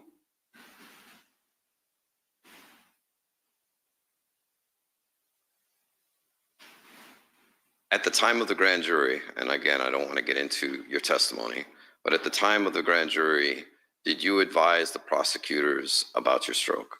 I did. Okay. And the effects that it had on you? I did. Okay. And did that seem to sway them in any way, shape, or form in trying to get you to recall things? Did it? I guess, did that change them? What I'm trying to ask you is did they accept that as a response, or did you feel they accepted that as a answer as to why you couldn't recall things? No. Okay. Why do you think that?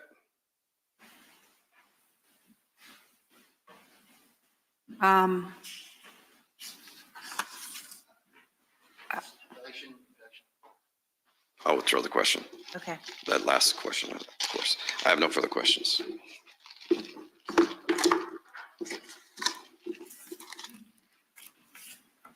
You intend to cross? I do, but it'll be brief. Okay. Good morning, Ms. Jensen. Good morning. Did anyone else in the lunch bunch, did any of those divorcees, were any of their husbands murdered? Did they what? Were any of the lunch bunch husbands that were getting divorced, were any of their husbands murdered? No. So this was a little bit unique. You would agree with that, right? Sure. Okay. I want to be clear, when Mr. Baez is going through all of the statements that I think you used, the catchphrases of Mario, those are coming from Ms. Gardner to you, correct? Yes. They're not coming from Mario to you, correct? Some were. Some were, but the ones about getting rid of Jared, the important ones, that's coming through Ms. Gardner, correct? But again, you're putting words in my mouth. I never said getting rid of anyone. Taking care of, the catchphrase. Yeah, the catchphrase. I'm just being clear because it's not at all clear on the record that it sounds like from the record that you're hearing all of these things directly from Mario, when in fact you're hearing them from Ms. Gardner. Not that you've never heard Mario boast about something. Right. The particular statements that Mr. Baez was referring to in his direct examination, those came through Ms. Gardner to you. Predominantly. I asked her about multiple areas. Can he be more specific? Which ones came from her and which ones didn't? If you want to go through each one of them. When he said he was going to take care of Jared, did you hear that from Mario's mouth, or did that come from Ms. Gardner? From Shanna. And did it come from Ms. Gardner when Mario told her about a biker gang that was hanging out behind the house? Yeah, that was from Shanna. Yeah, and did it come from Ms. Gardner when he was talking about Mr. Bridegan wasn't going anywhere because of COVID? From Shanna. And that he could reach out and touch him. That was through Shanna, correct? Oh, that wasn't referring to him, but yes. I Shanna. know, but you're getting it from Shanna. Yeah, this whole thing is like a bad game. Detective John said that, Kim said that, Shanna said that, Mario said that it's like a bad game of telephone. Like, You're making my point for me. You don't know any idea what Mario is referring to other than what Shanna is telling you, correct? um, Don't look over there. no, I'm just looking in general. Okay. Sure. You know what I mean? I'm not going to argue the point. Okay, so the answer is yes. Yes. And your medical condition has not improved in the last couple of years. You're still in the same condition you were when you were interviewed by the detectives and appeared before the grand jury and spoke to the prosecutors, correct? Yeah. I mean, I'm stable. Right. So it's not like a year ago you were in terrible shape and now you're magically better. You're basically No. the same person you were over the last several years. Yes. Thank you. You just said Mr. Mizrahi was putting words, or they were his words. And one of the questions he asked you was taking care of Jared. The statement was, do you want me to take care of it? Not, do you want me to take care of Jared, correct? Correct. Okay, I wanted to clear that up. Now, when Shanna told you about the motorcycle gang, did you guys laugh about it? Yes. Okay, were all of these statements that are described that we covered today, statements that the two of you were, for lack of a better phrase, ripping on Mario because he's saying all of these ridiculous things? Yes. And were you able to convey that to the prosecutors and to law enforcement? I thought I did. I told them that most of the things that he said were just ridiculous. That I feel like I was very clear in saying that I didn't believe much of anything that Mario said. And now following up on the cross-examination, when you describe them that these are conversations coming from Shanna, they're in effect, are they basically in effect the two of you laughing about things Mario said? Yes. No further questions. May this witness be excused? Thank you, Ms. Jensen.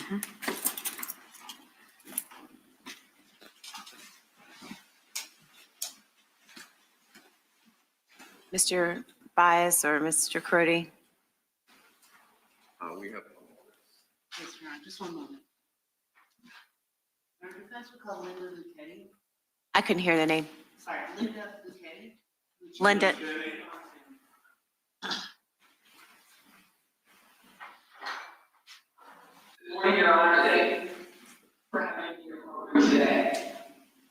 Good morning.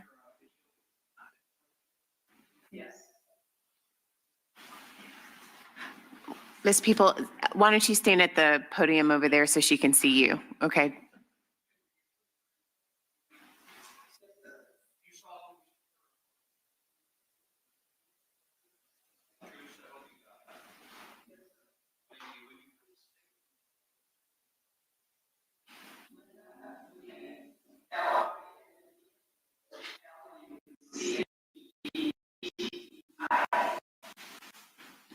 Great. You may proceed.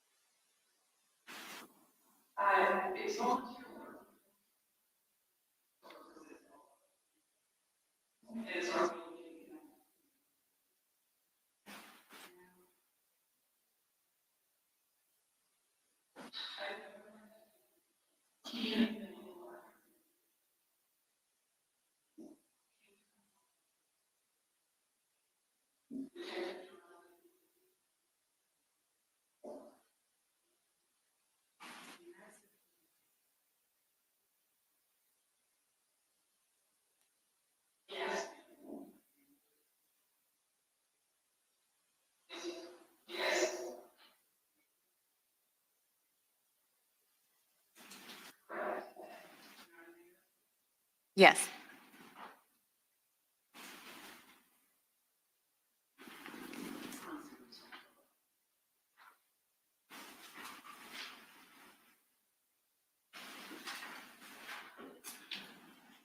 Do you want- Court reporter. Yes. Can I see that?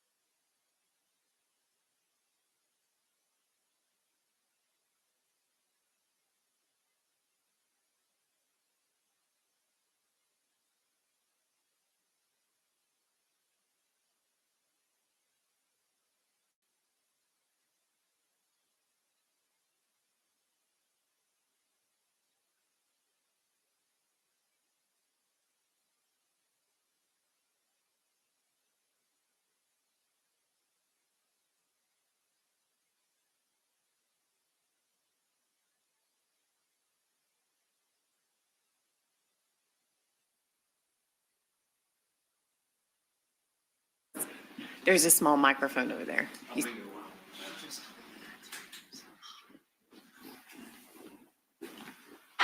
Just go.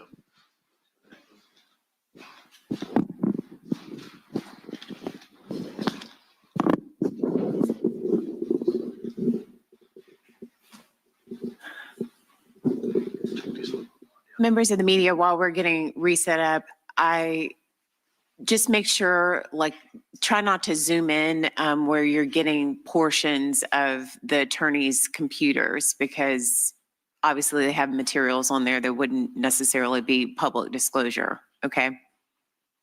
All right, so just make sure, okay.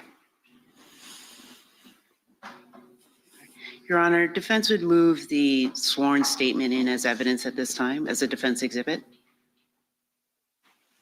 What are we on, 2? All right, that'll be admitted as defense 2. All right. And Linda, what was on that subpoena? It was for No, what was on the subpoena? it was for me to be it never said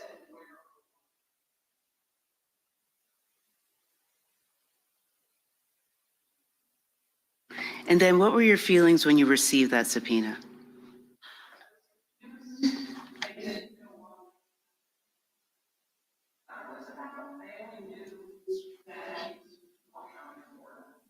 And then what happened the next morning?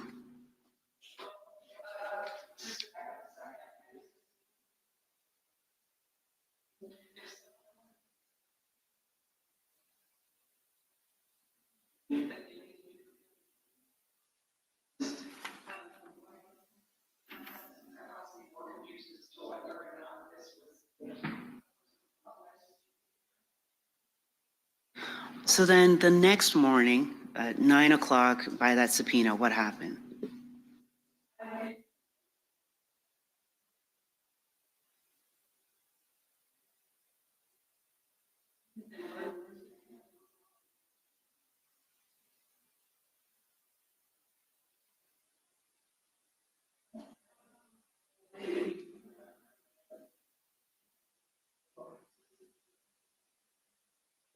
All right, now, at any time did you hide from Detective Johns?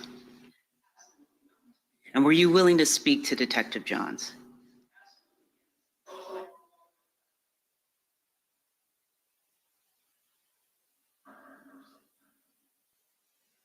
All right, and by partner, you're talking about your volunteer partner, Chris Thomas.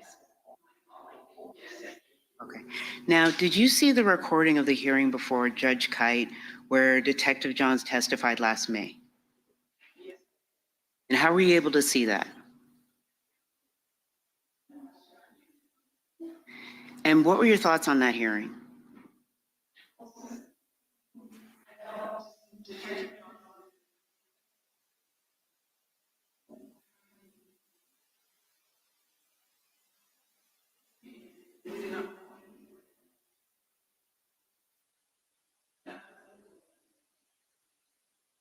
All right, and how did he mischaracterize, now this is Detective Johns, your involvement?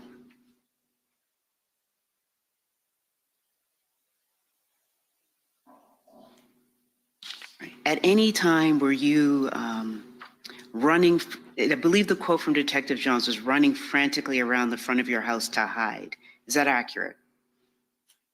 oh, absolutely not. No, I have no reason to. He did not.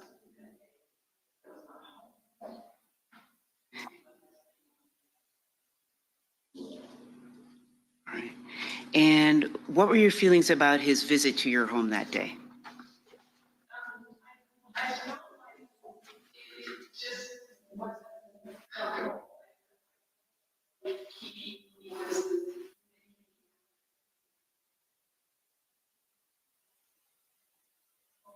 And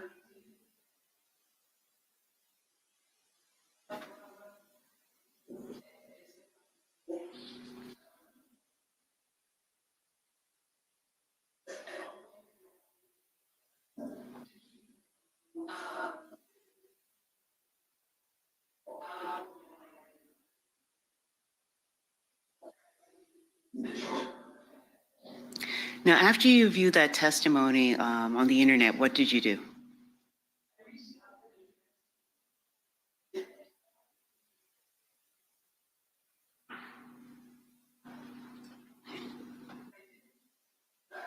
I wanted to come across.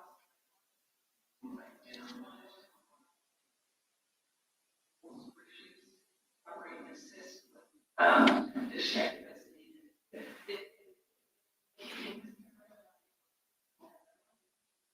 Made no, never checked. Also, make an informed decision. Personally, I'm honest. Okay, no further questions, Your Honor. Cross.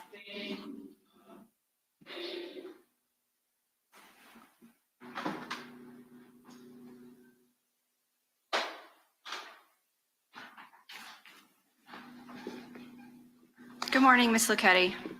Good morning. Can you hear me okay? Can y'all use a microphone? It's very hard to hear when y'all are over there. Thank you. Can you hear me okay? Yes. Ms. Luchetti, you said that your partner, Mr. Thomas with Intrepid, was willing to meet with Detective Johns and did in fact meet with Detective Johns, correct? Yes, he met in person on his porch that morning.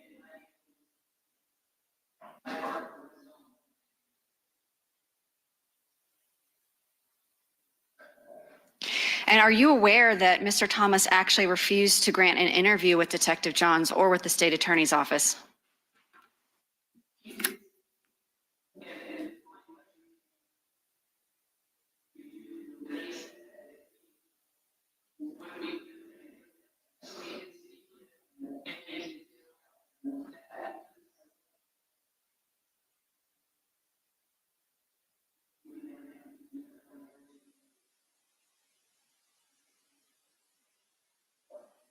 But he did not grant him an interview that day, and he refused to speak about the subject matter with which Detective Johns wanted to talk to him about.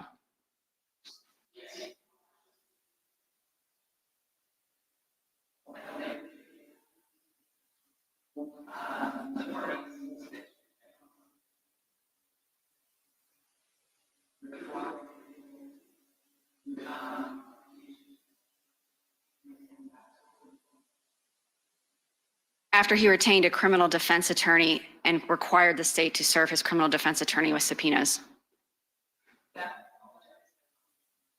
Okay. And you said that you work with families in crisis on a pro bono basis. I have no further questions. All right, may this witness be excused? Okay, thank you. Thank you.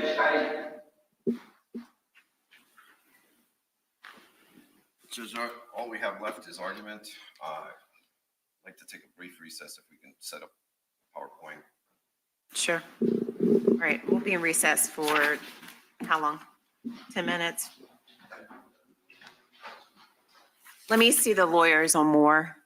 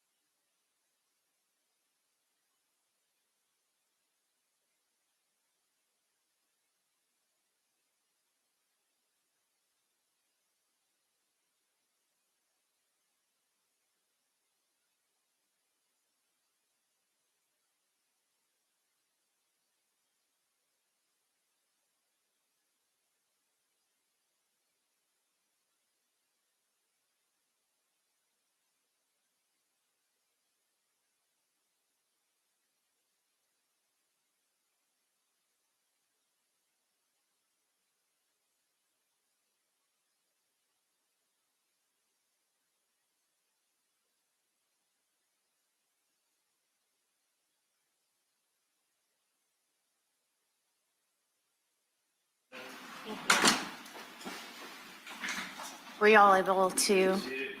I think we did. He wants me to remove something on, I will absolutely not. Do you mind if I just flip through to the next slide and not even address it?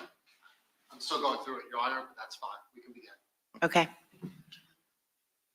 The call logs, For but the the record, call Your Honor, logs. discussions with the state, we tendered Defense Exhibit 3. It is a transcript of Detective John's entire testimony. There'll be references to that by Mr. Fies during his argument. And at the state's request, they wanted that. Okay. All right. Thank you.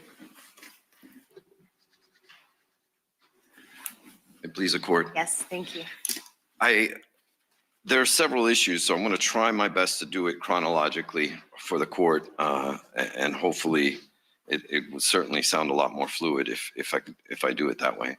But I'd like to take and direct the court's attention to how we got to the Arthur hearing to begin with. Obviously, we had the issue for the prior motion to recuse the state's attorney's office that preceded the Arthur hearing. We had filed our motion for bond, and I understand the court and the state preferred that the court dispose of the disqualification issue first before we ended up addressing the Arthur hearing. It was something we pushed because obviously Ms. Gardner's freedom is at stake, in addition to the fact that her main concern is she currently has a child with a terminal condition. And even to this day, every single day away from that child is absolute torture for Ms. Gardner. Having said that, we got to the Arthur hearing, and one of the first issues we had prior to it even commencing were these text messages of Susan Lee. So we were straight focused from the very beginning on Miss Lee. The state argued that these messages were relevant because of Miss Gardner's attempts to incite and induce others to kill Jared Bridegan. That was raised multiple times during their argument, but I think what's important is that we go through the timeline of the testimony and see how, in fact, that argument doesn't seem quite right. First off, Detective Johns testified about finding these text messages between Kim Jensen and Susan Lee. And upon finding these text messages, which knowing the context, we all know the context of this case and how those messages would seem to be incredibly damning information because they are the only ones where there's an actual solicit to another individual to hopefully find a hitman. Upon finding these texts, we now know that Detective Johns reached out and called Miss Lee on June 27th. Subsequent to that, we have the July meeting with Kim Jensen. So Miss Lee testified that she had a conversation with Detective Johns, and it was brief, and she had agreed to have a Zoom call with them at a later date. We now know that that conversation or that Zoom call never occurred. In addition to that, that communication with this witness was never documented anywhere, and we only found out about all of this at the Arthur hearing. We now find out, in addition to that, that in July, when Kim Jensen went in, she explained the context of these text messages and the joke about Miss Lee's husband being African American and how it was something they teased her with, and it was an on-running joke. And as you heard Ms. Jensen today testify, that this is something that was a joke long before she even met Shanna. So that explains why the state, finding this incredible piece of evidence, never followed up and never had a Zoom call with Miss Lee, because they absolutely knew that this that these text messages were made of a joke. And in addition to that, that also explains perhaps why they didn't file any police reports in reference to the contact. It also explains the fact as to why Miss Susan Lee was never placed on the witness list for the state of Florida. It's quite shocking when you look at the context of this case that those things would occur with such a big piece of evidence. But as the facts unfold and what was known to the state at the time, as early as July, was that these text messages were not going to be relevant to their case. But yet they came in here, they argued for them, and they argued specifically that this was an example of Miss Gardner attempting to solicit someone to kill her husband or her ex-husband. Then we get to Detective Johns' testimony. And if you could go to the next slide. I actually start with.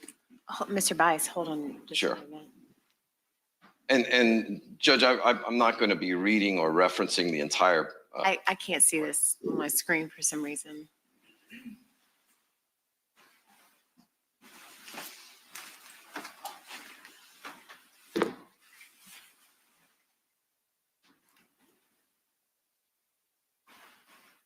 You want me to unplug it?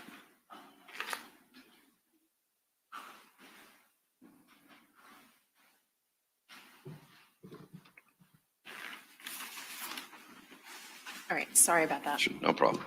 I'd like to direct the court's attention to the last question on line 23. And for the record, it's page 41 of the bond hearing transcript, where the question is asked, and in your conversation with Ms. Jensen, she disclosed to you that she reached out to this person because of her conversations with Ms. Gardner. Answer, correct. Now, in the context of this would lead the court to believe that she had a conversation with Ms. Gardner about killing Jared Bridegan, and then she reached out to Susan Lee in an attempt to do so. But it completely omits the critical fact of what Ms. Jensen actually said these text messages signify. And to not advise the court of that is reckless. It's a clear attempt to mislead this court into thinking one incredibly damning fact that in fact is absolutely false and ended up being a joke and albeit an inappropriate joke, but this case is riddled with that type of off-color humor. But the timeline of how all these things occurred and the fact that they never placed her on as a witness and never advised us that she was a witness. Now, if we're going through this, if we go through this discovery and we see these text messages, as a defense, we're going to be incredibly worried about the situation. And we would have, of course, the fact that they knew early on that these were a joke, we certainly would have liked to have had that information for the Arthur hearing so that we could have clarified for the court that this evidence isn't worth the paper it's written on. And to leave the court with that false impression that this was a legitimate solicitation for murder is befuddling, to say the least. So then we get to Detective Johns' actual testimony. When pressed on cross-examination, I asked him specifically, and if we could go to the next slide. And this is, I would direct the court's attention to the paragraph on the right, the top question, where I asked Detective Johns, now you never spoke to Susan Lee, did you? And his answer is, I believe one of my colleagues did. That's a lie. We know that obviously from Susan Lee's testimony and how accurate she was in terms of being able to go back and look at her phone records. And subsequent to that, we also know that's a lie because after being pressed multiple times, if we could go to the next slide, where I come back to the issue and press, so you're the lead detective in this case, and you have text messages where they are allegedly looking for a hitman, and they call and they are texting someone. You got it right there in black and white, and you are texting a potential suitor for this hitman, and you never go and talk to the person who is the alleged person who they went to go looking for a hitman. His response now is, I believe at the time we were trying to locate her, her phone number had changed and we didn't have a good address for her. So we were not able to contact her at the time during the message. That doesn't make sense. But now it wasn't one of his colleagues that spoke to her. She changed her number. And we also found that out to be false. So when you pull that all together of what Detective Johns did in his reckless disregard for the truth to try and convince this court that this was a legitimate search for an actual hitman, aside from the changing stories during cross-examination, he still stands with the benefit that neither the court or the defense know that Ms. Jensen had told them back in July of last year that this was in fact a joke. And they knew it was so much of a joke that they didn't even bother calling her or following up with her, but they still found it important enough to bring before the court as evidence to restrict this woman from her freedom and to keep her away from her children during pretrial detention. I don't think any lie would be acceptable for any witness before the court, but for a detective, the lead detective, to do that in this case, on this issue, which is such a serious matter, which I presume was an important issue for the court when conducting its evaluation.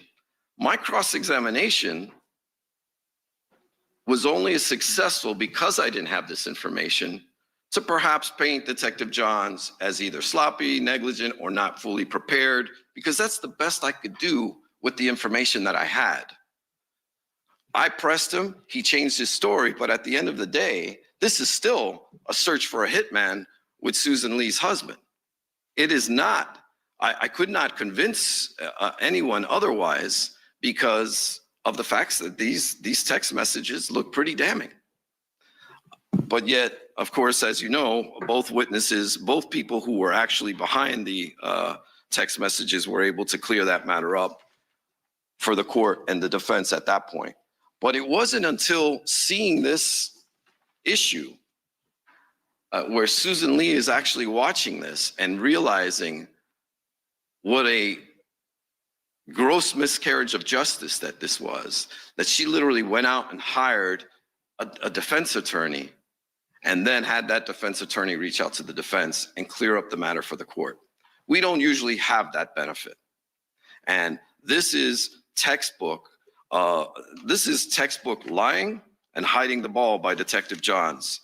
And the fact that the prosecutors were present during these questions is another matter altogether. Now, then that takes us to Linda Luchetti. Well, if we can go up 2 slides, 3 to the actual transcripts, please.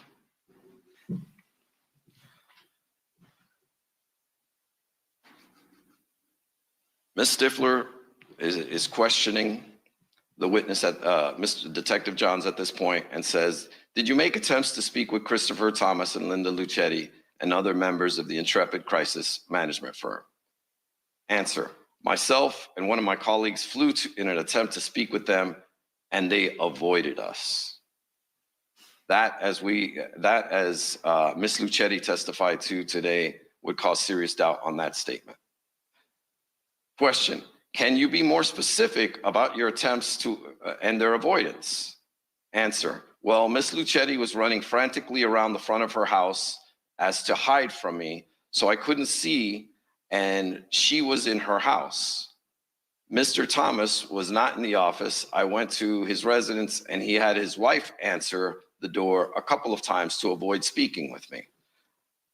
Well, while we don't have Mr. Thomas's testimony, we certainly have Ms. Luchetti's testimony that this description of events was absolutely false. And she felt it was important enough to bring forward and come forward and actually advise the court that this detective was again attempting to mislead the court. The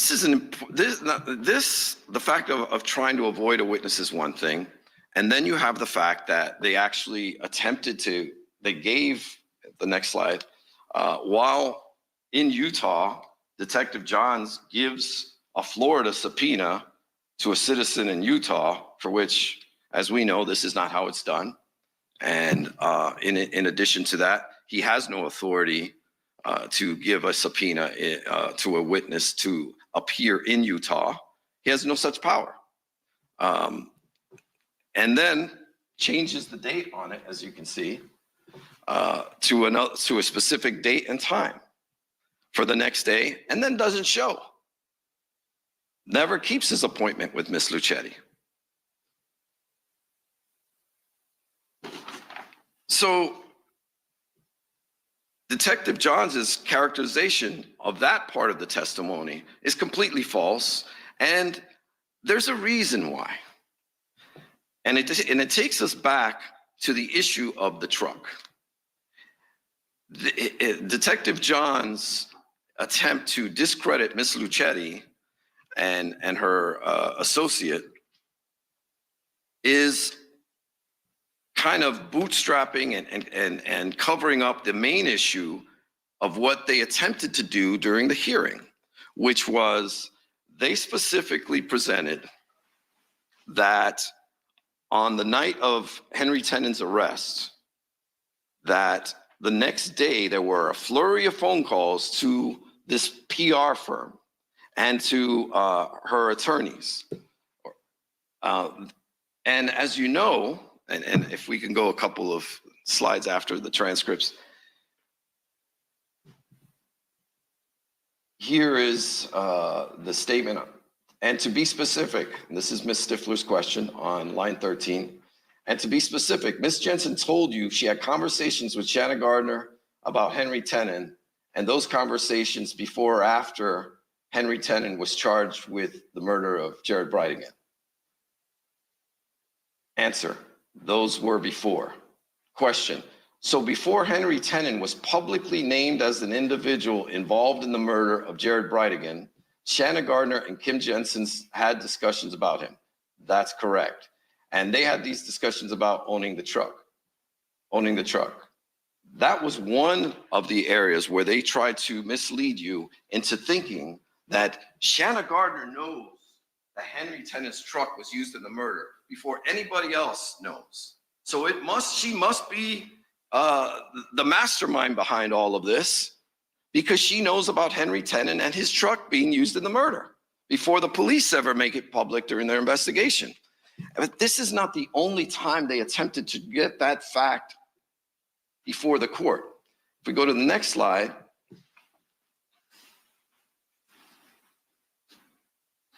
as soon as, and this is an answer to a question, I apologize for not having the actual question, but it again states the issue about, no, I'm sorry.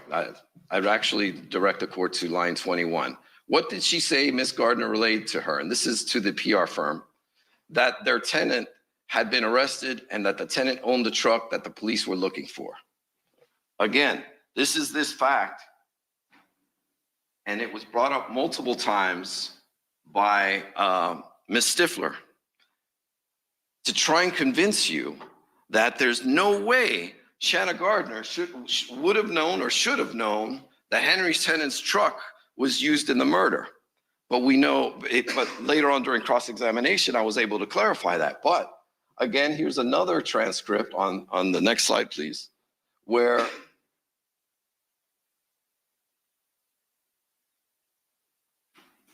she basically states, and I'll start on line 14, can you describe for the court what your investigation uncovered as to Mr. Thomas's knowledge regarding the charges? And then answer, just that they weren't sure what the charges were, but it seemed unrelated to the truck or anything to do with Jared.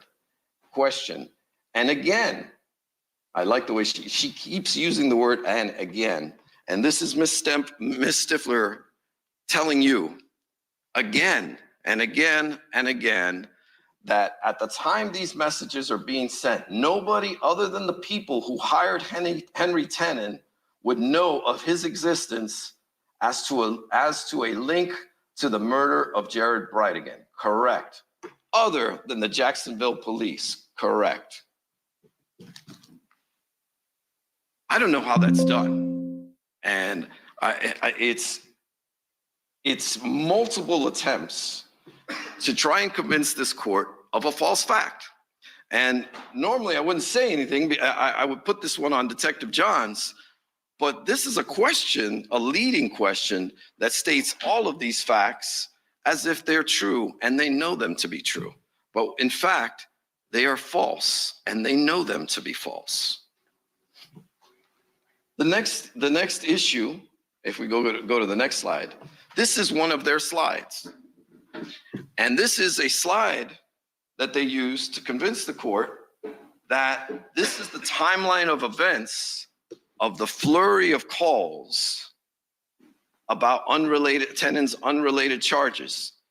Again, to try and show the court that she's scrambling because she knows, and she's not supposed to know, that Henry Tennant's truck was used in the murder and it's gonna come back to her.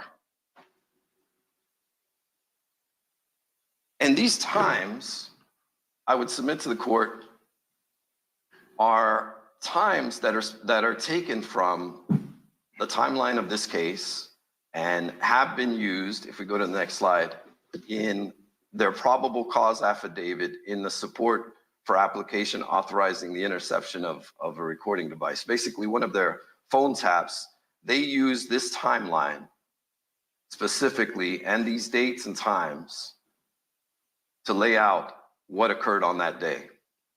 But as you can see, and what I brought out during cross-examination of Detective Johns, that Mr. Ordway, Henry Tennant's roommate, was told by the detectives specifically that Henry Tennant's truck was used in the murder. And I made a big deal out of it because, frankly, I think it's incredibly odd, and I have never seen in my career a detective giving sensitive information that hadn't been made public on a murder case to essentially a witness that could be, and by Detective John's own admission, could be involved himself. And he later, after not recalling, first he lied and said he didn't know anything about the conversation with Mr. Ordway, telling him he doesn't know what Mr. Ordway was told. And then upon being confronted, and I showed him the actual police report by his partner, Mr. Lamont, he then changed his story again, that he was told that in an attempt to get him to cooperate with them, to be a cooperator. And all the while, Your Honor, misleading you into the fact that there's no way Shanna Gardner or Mario Fernandez would have known that Henry Tennant's truck was used in the murder. It was a flat out attempt multiple times, as you can see through these transcripts, an attempt to mislead you, to take you down a path to think that this woman is absolutely guilty with proof evident, presumption great, when they knew that fact to be false. There was a conversation, and clearly here you see conversations between Mr. Ordway and Mario Fernandez, and then subsequent to that, those conversations, that's when these flurry of calls occur.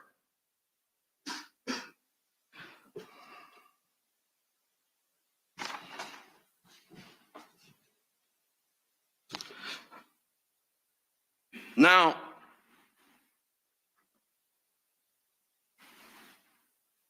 you take Ms. Jensen's testimony now, and you look at, and then we have the testimony of Detective Johns with this incredible meeting that occurred in July, where finally they had, and I don't know if the court understood this through the timeline of things, but she testified at the grand jury, but they didn't have her phone at the time. So after the grand jury, they then had her phone, and they extracted her text messages, and that's why they called her in July and had this meeting, and they put her in this room, this, I guess, this intimidation room, for lack of a better phrase, to sit there and sweat it out. And then we have two prosecutors, two very experienced prosecutors, making themselves witnesses in this case because they chose not to record it. They chose not to write a report about it.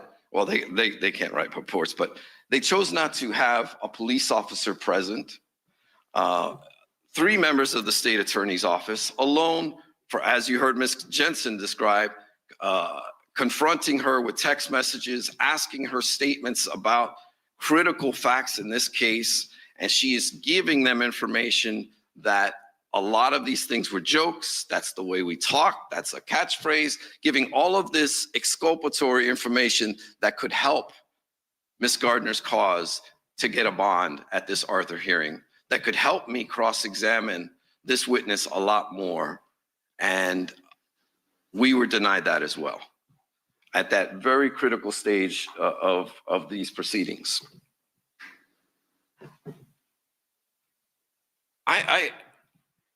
You have one situation, okay, and we dealt with that situation where I think when we had the disqualification issue of the state's attorney's office, albeit a completely different matter. And then we have Detective Johns, not just lying once, but time and time again on major critical facts and withholding information, misleading information, and flat out false information. This has no place in a court of law. This detective knows better, and these questions are completely inappropriate.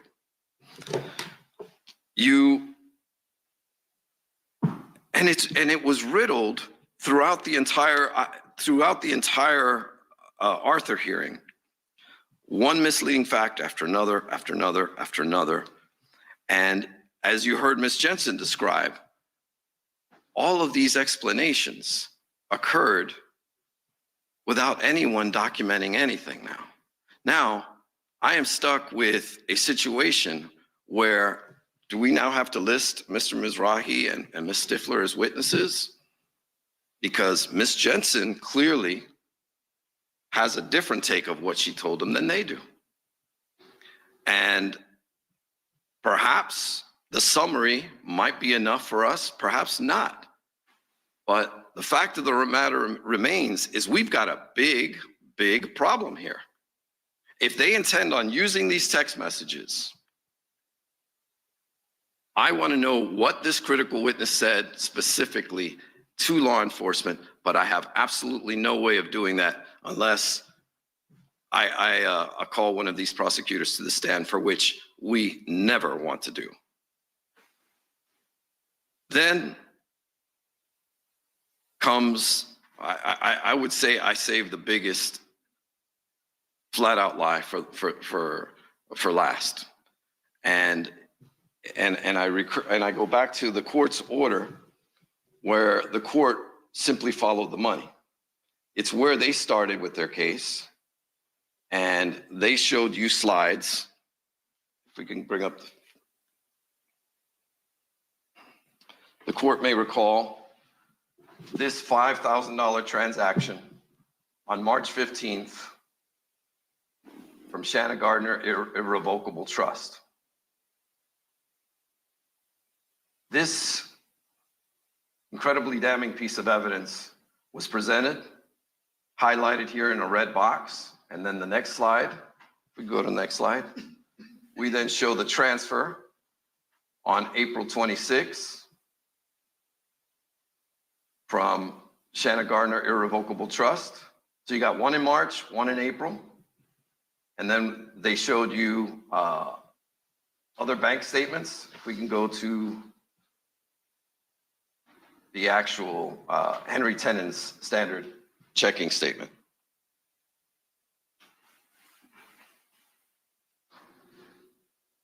The court showed, the prosecutor showed the court checks here in March where Mr. Tenon made these deposits from, of course, Mr. Fernandez's account, which ultimately, as the court said, follow the money, and as the prosecutors told you to follow the money, Your Honor.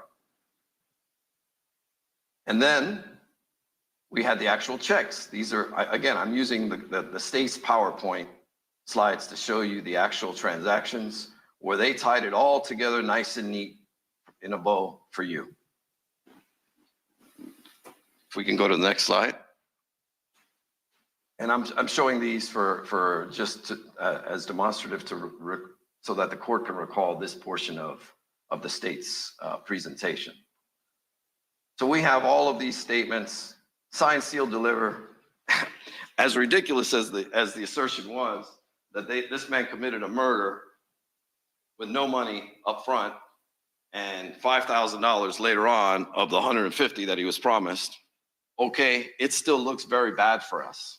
It still looks outrageous, or as the court used, incredible. And this is the court's order where the court utilized the information that the state gave her to make its actual just decision. Not only did the defendant conspire to find a hitman, that's questionable because, of course, we now know the text messages were that of a joke. And I don't know if the court recalls to Detective Johns falsely testifying about a tattoo artist that when Shanna Gardner had asked him about knowing someone, that he stated he didn't think it had anything to do with murder, but yet Detective Johns, in his inability to be honest, said that it was for, in fact, the to actually find someone for murder.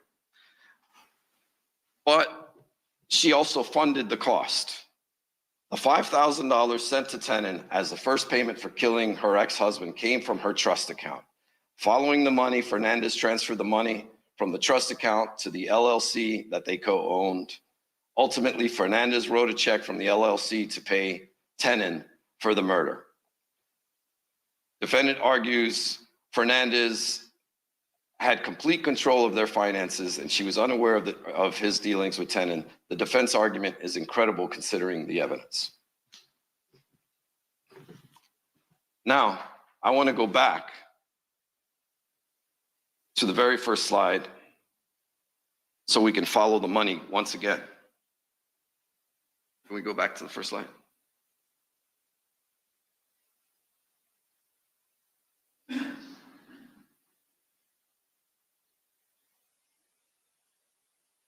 These prosecutors took these bank statements, and as we all know, they're monthly bank statements. They put them on a PowerPoint, but I would direct the court's attention to look at the statement period for this date, for this specific transaction, which, as you can see, is March 1st of 2021. The murder did not occur until a year later. To put this before the court, to insinuate, and if you look at the very next slide, then we go to April 26. April 1st, 2021 to April 30th, 2021. That is the statement period for these messages And then if we go to the next slides down, when we get to Henry Tennant's checking account, we're talking about a checking account on March of 2022, not 2021.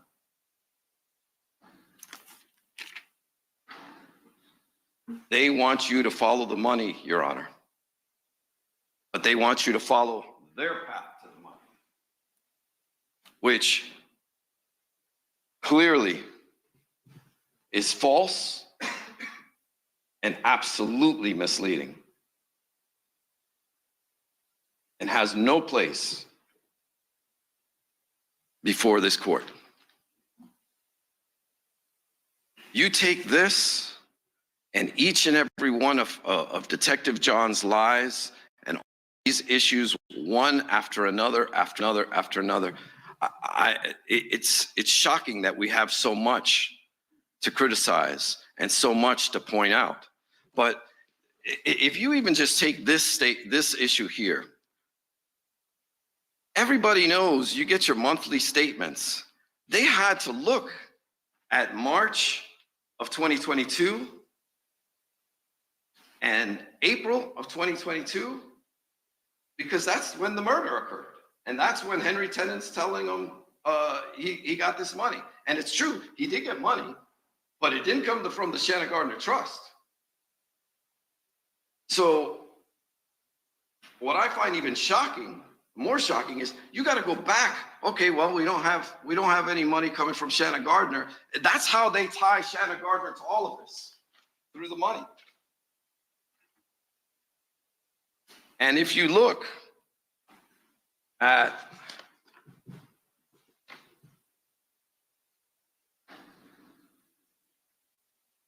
back to the April 1 of 2021, just to be clear that it didn't come from the Shanna Gardner Trust. If you look right below their red box that they want you to focus on only, check 1052, he empties out the entire account. It's at 18,000. He writes a check for 16,000. There's no longer any money. There's just 1,900 basically left. So you know now that they're lying to you, misleading you, putting forward false. I guess it's a real document, so I can't call it a false document. But this is shameful and nothing less. And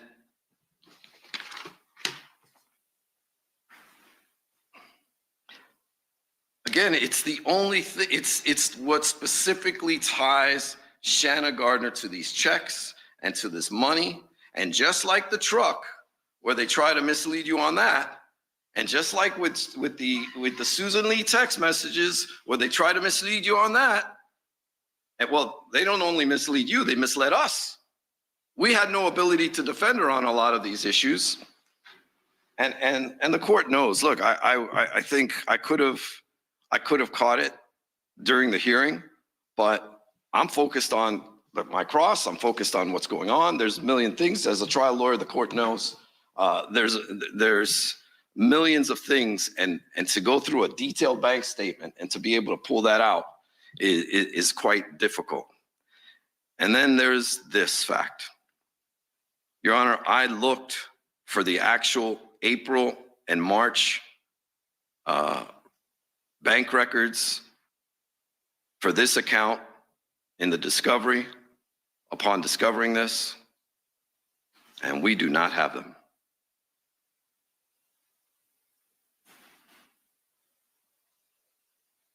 I have asked our co-defendants, Ms. Day, our co-defendants counsel, if they have them, and I'm sure as officers of the court, they can stand up and say they don't have them either. For 2022? Correct. So now you have to ask yourself, why are those not? Why are the months of the murder or the months following, the 2 months following the murder, for which they based this whole indictment on, and it's part of, it's all over the discovery of how these checks were written and how the money came from Mario Fernandez and Shanna Gardner and all of these facts. But yet, the bank statements disappeared, or we don't have them. That's all I can say. And we come before you to try and get Miss Gardner, have at least her ability to be with her children. And this gets presented before the court. This gets sent to the point where it was detailed in quite significant fashion in your order for which you considered to deny Miss Gardner's motion. I think, you know, I'm a little stuck where there's just so much here of false and misleading information presented that we had no choice to bring it to your attention. Because I think if you had known the truth, the results may have been different. Your consideration would certainly have been different. And that this court deserves the truth. We all do. And this process is supposed to be a search for the truth, but it is anything but. And one incident, I get it. And I know, and I read the court's order on the motion for disqualification. I know the court was not a fan of what occurred, but we're all human. We all make mistakes. I get it. But this is not a mistake. This is not negligence. This is not bad lawyering. This is a pattern, a clear and distinct pattern of trying to skirt justice and the truth. And it is deeply embedded in the black letter law of this state that this is a death penalty case, and we all know that death is different. I think given all of these things put together, you have reckless conduct by significant members of, by significant witnesses. And I have no idea how something like this would occur. And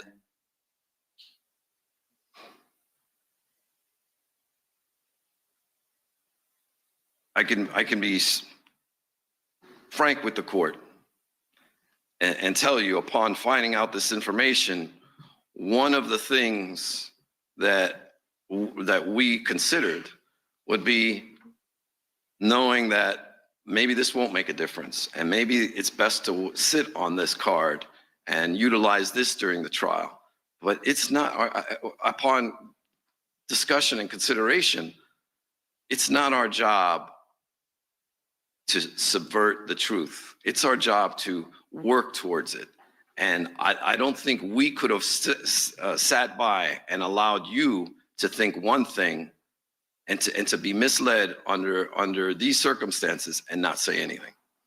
A lot of these issues we could have put off, but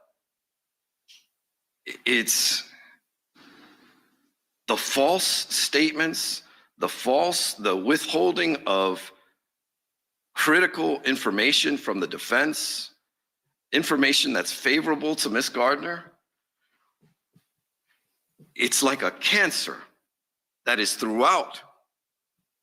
riddled throughout the evidence in this case, where I don't know if the court can accurately or effectively trust any of it. And I hope the court knows I'm a little bit more articulate than this, but I'm using my words very carefully here. And because I find no pleasure in this whatsoever. I want this process to be a just and fair process. We both want to put on our cases.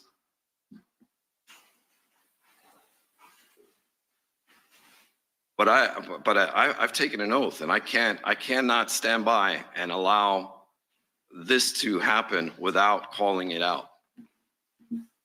And it's just a very difficult thing for me to do, but one that I think. So obviously, this doesn't get brought before the court very often. In fact, it's been urged that I not even hear it. Pre-trial Richardson hearings are rare. They can occur. What are you asking me to do? Well, I think the court has various remedies, and we outline them in our motion. What is the authority for dismissal, though?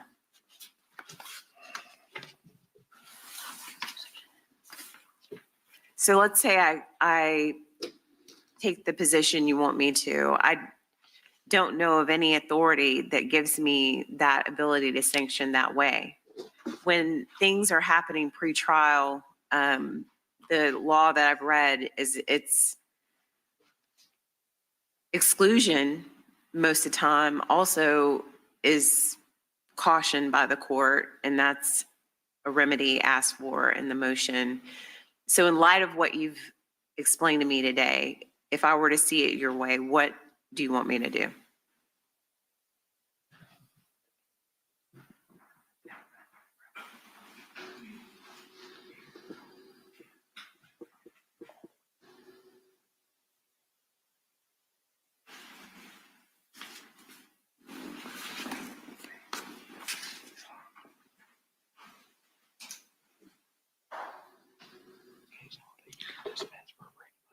I think, and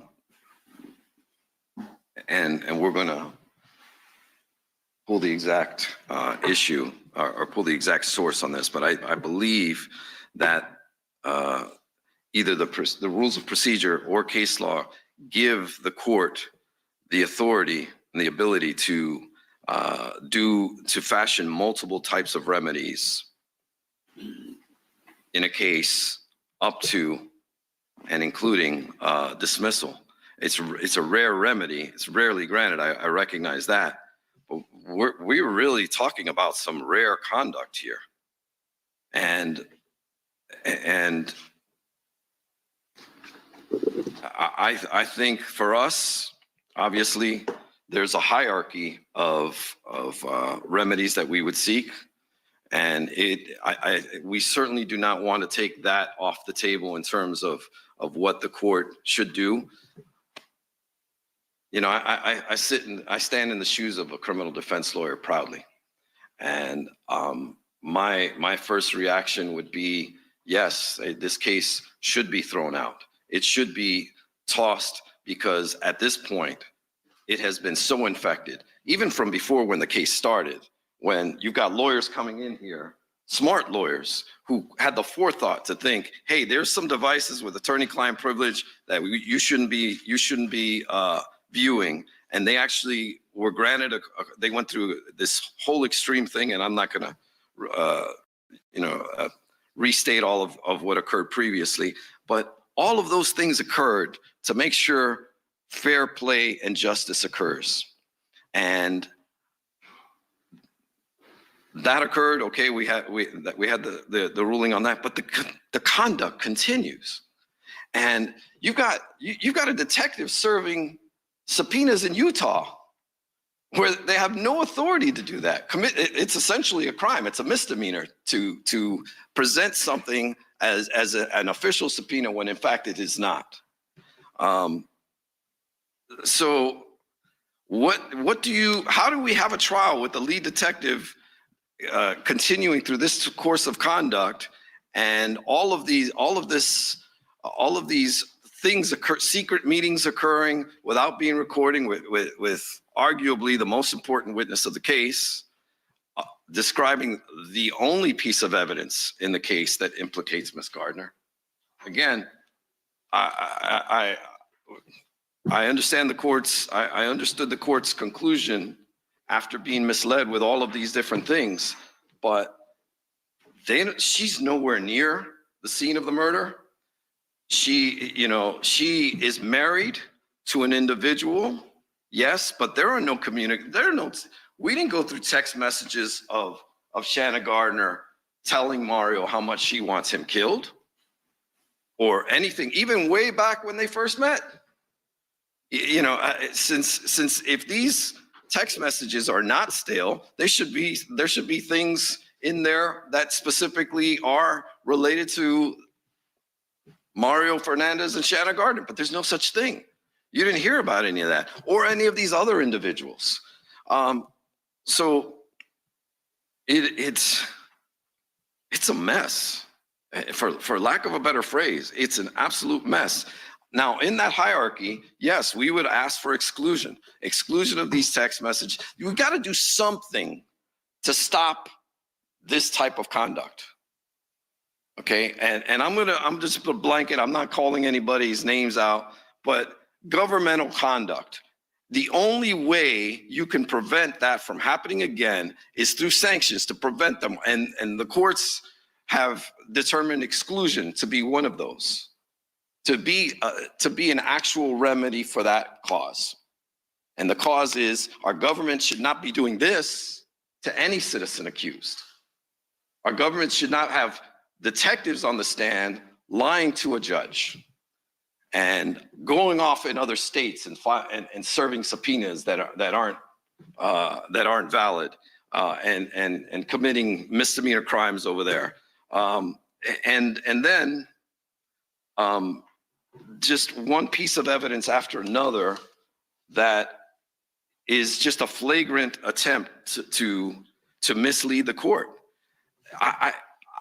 So if I take what's at the back of Ms. Peoples, the motion that was filed on behalf of Ms. Gardner, it asks for the special jury instruction to draw an inference related to Detective Johns. And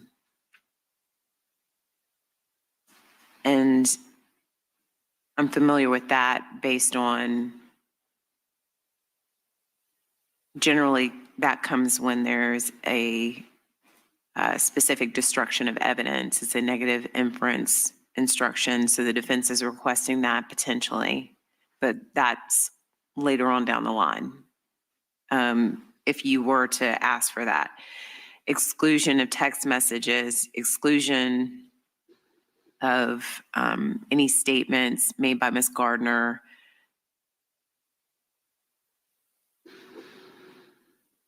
I think the court has to. And I'm assuming D means reconsider the information at the bond hearing. Yes, because this misconduct was done in the effort to keep her incarcerated. I think it's only fair that she be released because of it.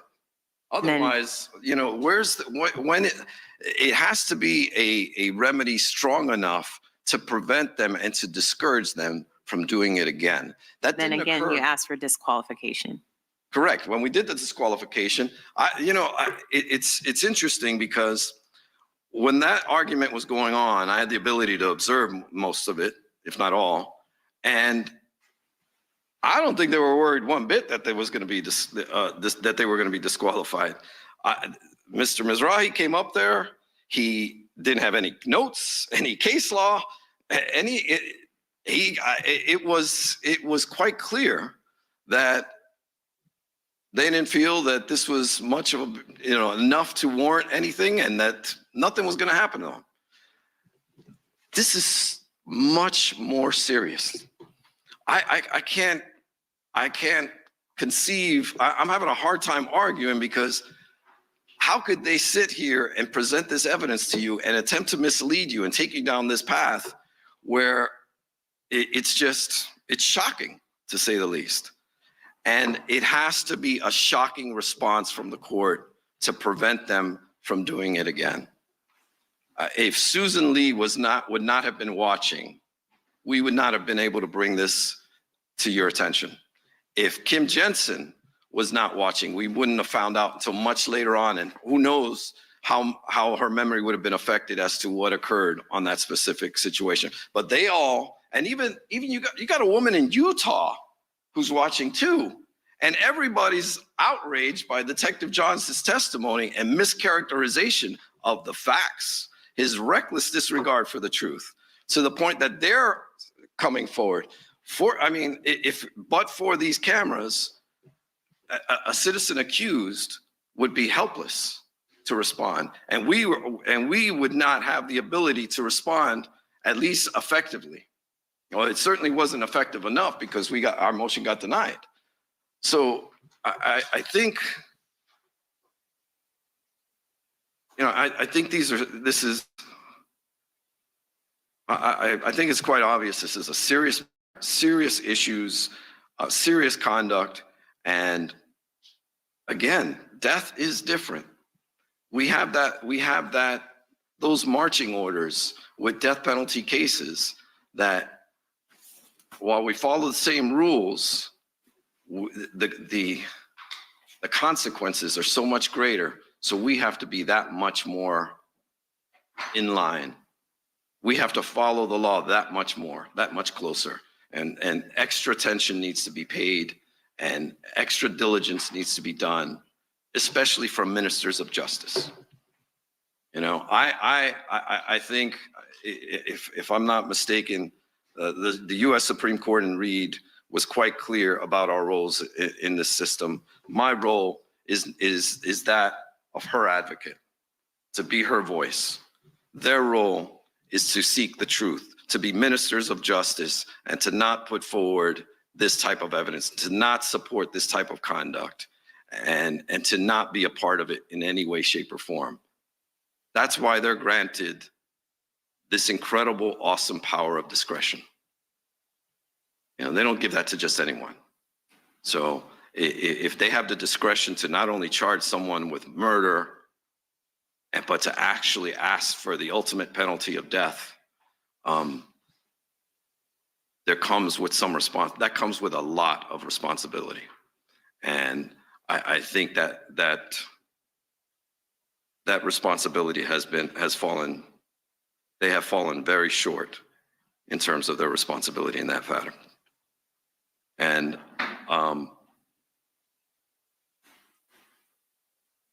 we think, as we laid out in our motion, we think that this obviously was a situation to prevent Ms. Gardner from being set free during pretrial. At the very minimum, she should be released, at the very minimum. But I think that this conduct goes far beyond that, and I hope the court considers that. That's your Honor's place in our system to make that decision. You call the balls and strikes, and you also make the tough calls. But I don't want to be a part of any of this. And I hope, and I ask that the court not either. I know the court doesn't want to either, but something has to be done about this.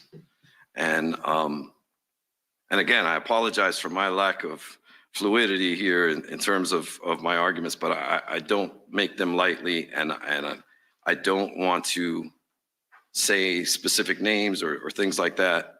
And I really have tried my best to do it to the point of the bare minimum while still fulfilling my oath to this woman. Unless the court has any other questions, I rest on those arguments. I want to be clear. While you're asking the court to do something, I can't do it of my own volition. It has to be a request by the defense. So I want to make sure that what's in your motion is what you're asking me to evaluate as far as potential. If I saw everything your way, that is the potential remedies that you would seek. And I would then decide what the appropriateness of that is based on the information that you've given me in this hearing. Yes, I would answer in the affirmative that yes, we would seek dismissal. In the alternative, we would seek exclusion. In the alternative, we would seek exclusion and her release. And at the very bare minimum, her release, a reconsideration and her release. I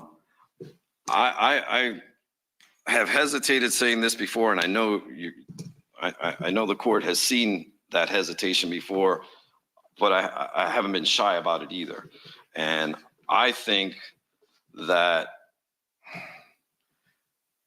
I don't want to be dealing with the Hail Mary of a jailhouse snitch, because this type of conduct occurs. She gets stuck in jail, and now we have to deal with someone making things up and just turning this even into a bigger circus than it already is. I don't want to go there. And I have had deep concerns.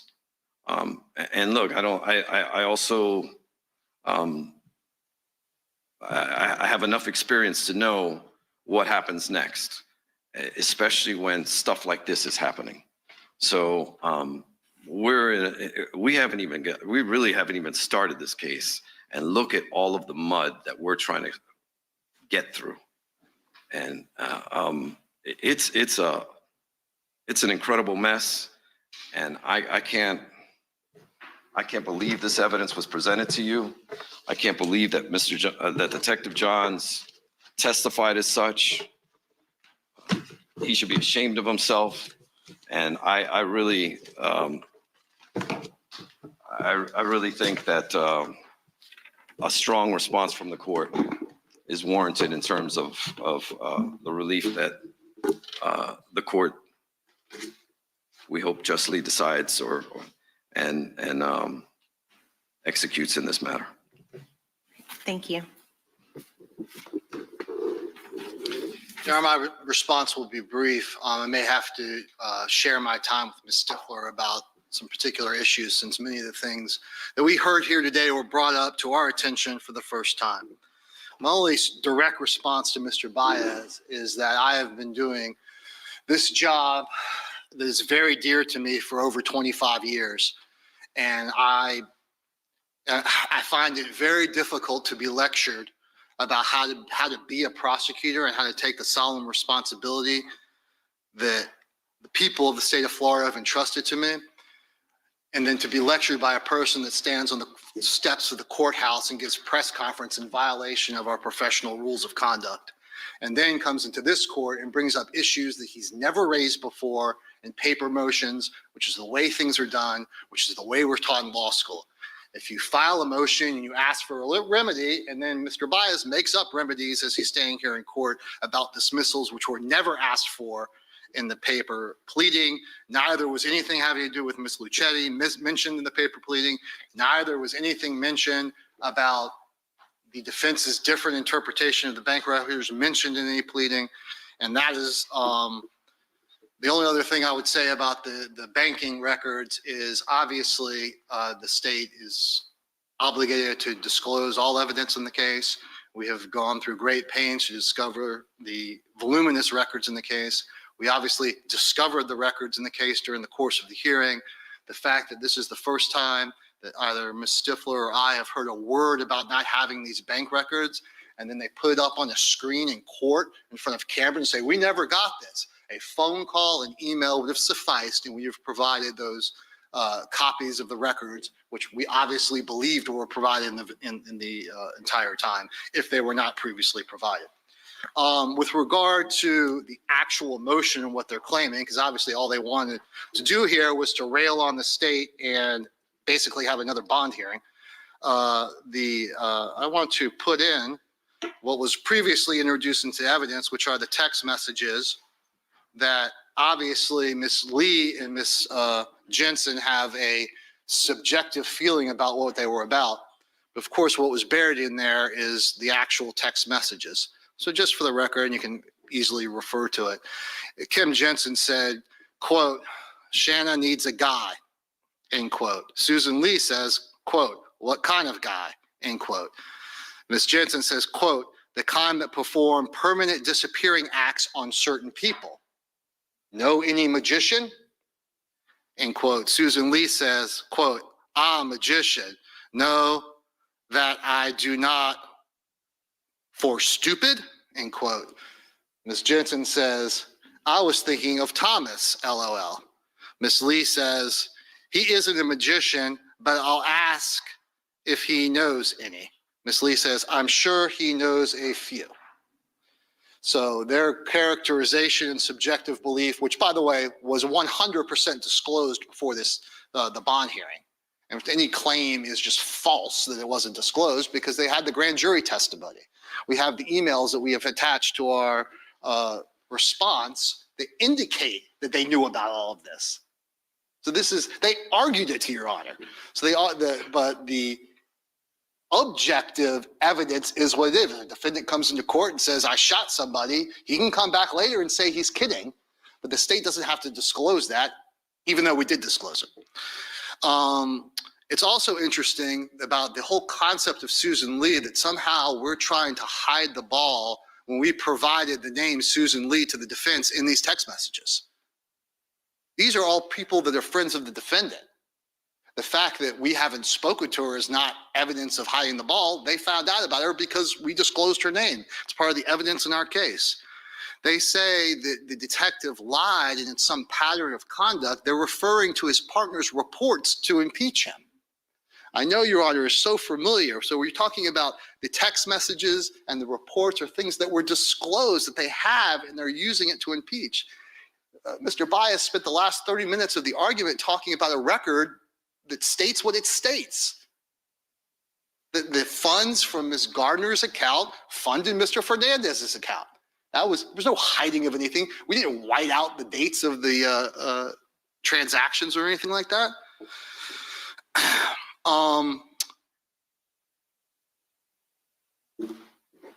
The concept that the state of Florida is not allowed to meet with a witness, and I'm glad Mr. Bias actually clarified it because now the court can see the whole purpose behind that. Ms. Jensen on multiple occasions sat down with the police and says she knows nothing about this case. No one has no suspects, no idea, no concept of what's happening. Then she's subpoenaed before the grand jury and under oath discloses for the first time that Shanna Gardner told her that the defendant, Mario, her husband, was going to, whatever the catchphrase is, I don't want to say it wrong, the catchphrase about the victim in this case, and that she told him not to. That was, of course, the first time any of that was discovered. And then lo and behold, when we get the search warrant of Ms. Jensen's phone, we discover all these other text messages that showed that the conduct went way beyond all of that. Hence, a subsequent bring down to the state attorney's office to discuss it with her and the possibility that she is withholding evidence, which she was, because in that subsequent meeting, as she indicated under oath here today, there were multiple other statements that Ms. Gardner indicated to her about Mr. Mario Fernandez boasting about his ability to take care of whoever it was. I believe it was. So, I mean, they listed Ms. Jensen as a witness. And according to the Florida Rules of Criminal Procedure, they listed her as a witness that they intended to call. That's the defendant's responsibility. They don't have to list anyone that has no. They listed Ms. Jensen as a witness since December 2nd of 2023. We just heard an hour of railing on us withholding evidence, and they had listed the witness since 2023, stating their intent to call that witness. That's the only incredible thing that we've heard here today. Obviously, people can have, in every other respect, I'll rely upon our response. People can have different interpretations. They can come into court and say this was all a joke. That's great. We are in the very beginning pre-trial stages of this case. We're doing our best to make sure that we speedily do discovery. This is not helping. We would like to get our depositions done and get Ms. Gardner in front of a jury of her peers so these wonderful arguments and these wonderful attorneys can make their arguments and stand up and argue with a jury about whether or not Ms. Gardner is guilty or not. And absent any other questions, if Ms. Stiffer wants to add anything with regard to the discovery, I think if the court pleases on that issue. Yeah, since I think this was supposed to be a Richardson hearing, so I'm going to address the prongs of Richardson. Whether there was a discovery violation. In their motion, they allege that the state failed to disclose that Ms. Jensen made statements, but that they were quote unquote a joke or made in jest, or that they weren't serious, or that they weren't an actual intention of these women to conspire to murder anybody. Defense counsel In state's original discovery demand dated, I think, November 13th, 2023, the state disclosed a number of recorded interviews, a number of Ms. Jensen's statements, and Ms. Jensen's, the content of her text messages with Ms. Gardner, which were presented at the Arthur hearing, including a recorded interview with the Jacksonville Beach Police Department from Ms. Jensen, May 6, 2022.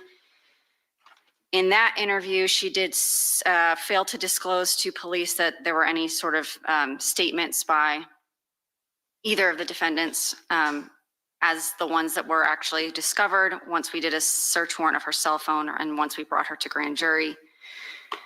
In a February 3rd, 2023 recorded interview with Jacksonville Beach Police, which was disclosed to defense in our initial demand, Ms. Jensen at some point during that interview tells police that she remembered Shanna Gardner saying 8 years ago, "I wish someone could shut him up," referring to Jared Bridegan, and that Ms. Jensen then spent some time telling the police that everyone who goes through an angry, bitter divorce say things that are not necessarily what you mean. She tells a story about her sister also making comments, as she reiterated here today, the same type of testimony she gave about the lunch bunch and how people say things about their husbands all the time. So the defense has been in receipt of both of her prior recorded interviews in which she discusses the animosity between Shanna Gardner and Jared Bridegan, and which Ms. Jensen at both these interviews that are recorded, that have been in possession of defense counsel, does say the exact thing she said today, which is everybody who goes through a bitter divorce says things. They're not serious. They are made in jest. They were made out of anger. We were venting, et cetera, et cetera. So defense has had this information that that is her view or how she is skewing these communications with her best friend. I'm sure once she saw the Arthur hearing and heard the word co-conspirator be using with her name, that's probably the basis for the outrage defense counsel is speaking about. In our exhibit to our response, I attached an email between Mr. Carodi and myself, which CC'd all of defense counsel for Ms. Gardner, in which Mr. Carodi says, following up on our conversation yesterday, meaning with myself, I'm going to seek to unseal Ms. Jensen's grand jury testimony and their actual motion to unseal, which references that they were clued in to do so, so to speak, I'm paraphrasing, by the state. So Mr. Baez's motion, he had said that through due diligence of defense counsel alone, they discovered this grand jury transcript, which had all these statements that the state had not otherwise disclosed. But the fact is that Mr. Carodi called me after receiving the state's discovery exhibit specifically to have a conversation about Ms. Jensen's statements, during which I advised him he should seek to unseal the grand jury transcript. And I specifically told him I did not believe it to be Brady because it was not exonerating. But it has been known to all sides because Ms. Jensen and Ms. Gardner were very close. And as Detective Johns testified during the bond hearing, when Ms. Jensen received her subpoena for the grand jury, the first phone call she made was to Hank Cox, Ms. Gardner's attorney at the time. And that while she was at the grand jury speaking to Mr. Mizrahi and I in the side room after her testimony, that she was receiving calls from Ms. Gardner over and over and over and over while we sat with her. So they've known about Ms. Jensen's statements. They've had her listed as a witness. They've had her interviews and her grand jury transcript in which she makes multiple statements that old comments about taking care of Jared Bridegan or getting rid of Jared Bridegan or statements about animosity or what they would like to see happen to them were made out of anger, made out of like venting, out of resentment and in jest. Those statements are all included in her grand jury transcript, which defense counsel received in January of 2024 after the state of Florida told Mr. Carodi in a phone call, which is corroborated by his email and their own motion to unseal that transcript. So I know we brought that up in our written motion, but none of this is new. Kim Jensen is closely associated with Ms. Shanna Gardner and with her defense team during the entire pendency of the investigation in this case. I disclosed jail calls of Ms. Gardner herself to her defense counsel, in which she's speaking with members of her family about how she said these things, but she never meant them not really. So this defense theory has been known to the defendant, her best friend, her prior counsel, and counsel the entire time this investigation and case has been ongoing. My argument being there has been no discovery violation. There has been no Brady violation. The fact that a co-conspirator says, I'm not guilty of conspiracy is not Brady, is a self-serving statement that is disputed by the context of these text messages and the rest of the evidence that was presented at the Brady hearing. And it's ultimately, I can say I believe the evidence says one thing, they can say we believe it says another. Ms. Jensen can say I'm not guilty of conspiracy. Ms. Gardner can enter a plea of not guilty. It is to the finder of fact, the court in this case, ultimately the jury, previously the grand jury, as to what weight they give all of those arguments. Defense counsel stated that Detective Johns made several affirmative lies on the record and said that I solicited, basically knowingly solicited false statements and made false arguments to the court. That again is simply not true. The statements about the truck, they impeached Detective Johns with a cursory statement in his partner's written report, but they have had the recorded interview of that witness, Jeremy Ordway, in which the actual conversation between Detective Lamont and Mr. Ordway on the date of Henry Tennant's arrest is recorded. The actual content of it and whether or not what was said or not said has been disclosed to them since the state's initial discovery demand. So if they want to take a statement from a report that's a summation, the accuracy of what actually was said is reflected in that interview. And Detective Johns knew the content of that interview, even though he did not know what his partner wrote in a report. So when he's testifying, when I'm asking him questions about Mr. Ordway's knowledge of the case, the fact that detectives came to speak to him, and he said that, basically he said nobody told him, hey, this truck was used in the murder of Jared Bridegan. That was based on his review of the actual recorded interview with this witness and what the witness was actually told and what the witness actually said.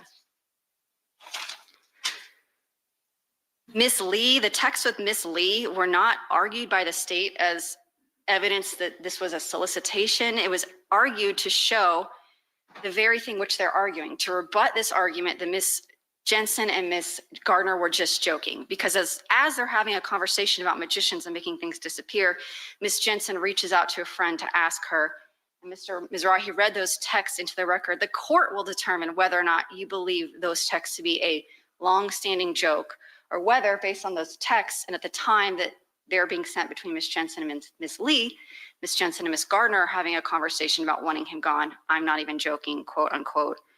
So that is just a part of the totality of the evidence, that there was testimony at the Arthur hearing that Miss Gardner also spoke about M, quote unquote, H, quote unquote, her ex-boyfriends, a tattoo artist, that Detective John spoke with a friend of hers who said that Miss Gardner told this friend that Mario could find, quote unquote, find 4 guys and make it look like an accident. All this is as a totality to show her state of mind and her intent. It is not the state's attempt to take one text messages out of context, call it a solicitation and walk away.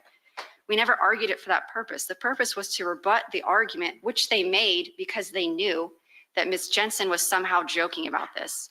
It stops being a joke when you're talking about it with your friend and then you start reaching out to other people about it. But the court can make your determination of whether you put weight in my argument that that's what it means, or defense argument that's not what it means. But in no way did I affirmatively mislead this court, or the detective affirmatively mislead this court. And his testimony that there was some issue locating Ms. Lee is not untruthful. She did change her address. He and another partner reached out to her to schedule a meeting, and it was supposed to be a local law enforcement agency in the state of Michigan that did that. And it's not grossly inconsistent with what he said, that they had trouble locating her, and then he was seeking help from a colleague to speak with her. He could not remember if a colleague spoke with her or not. And by spoke with her, we all know that he's referring to an actual interview, not merely speaking with someone, hey, I need you to come downtown. I can't, I don't live there anymore. The same thing with Miss Luchetti, that she's saying, oh, we were willing to speak with him. He's misleading the court. And the court heard testimony that Mr. Thomas from Intrepid Group and Miss Luchetti refused to speak as in an actual custodial, not custodial, but an actual interview about the facts, rather than just saying, no thanks, call my lawyer. And then lastly, that there was some gross misconduct by myself or Detective Johns regarding the financial records. The state of Florida never, ever, ever made the argument that those records were contemporaneous with the checks, as if to say, hey, he transferred it and then he immediately wrote a check from that. Exactly what Mr. Mizrahi said, we put fuller records into evidence. That was part of the slideshow.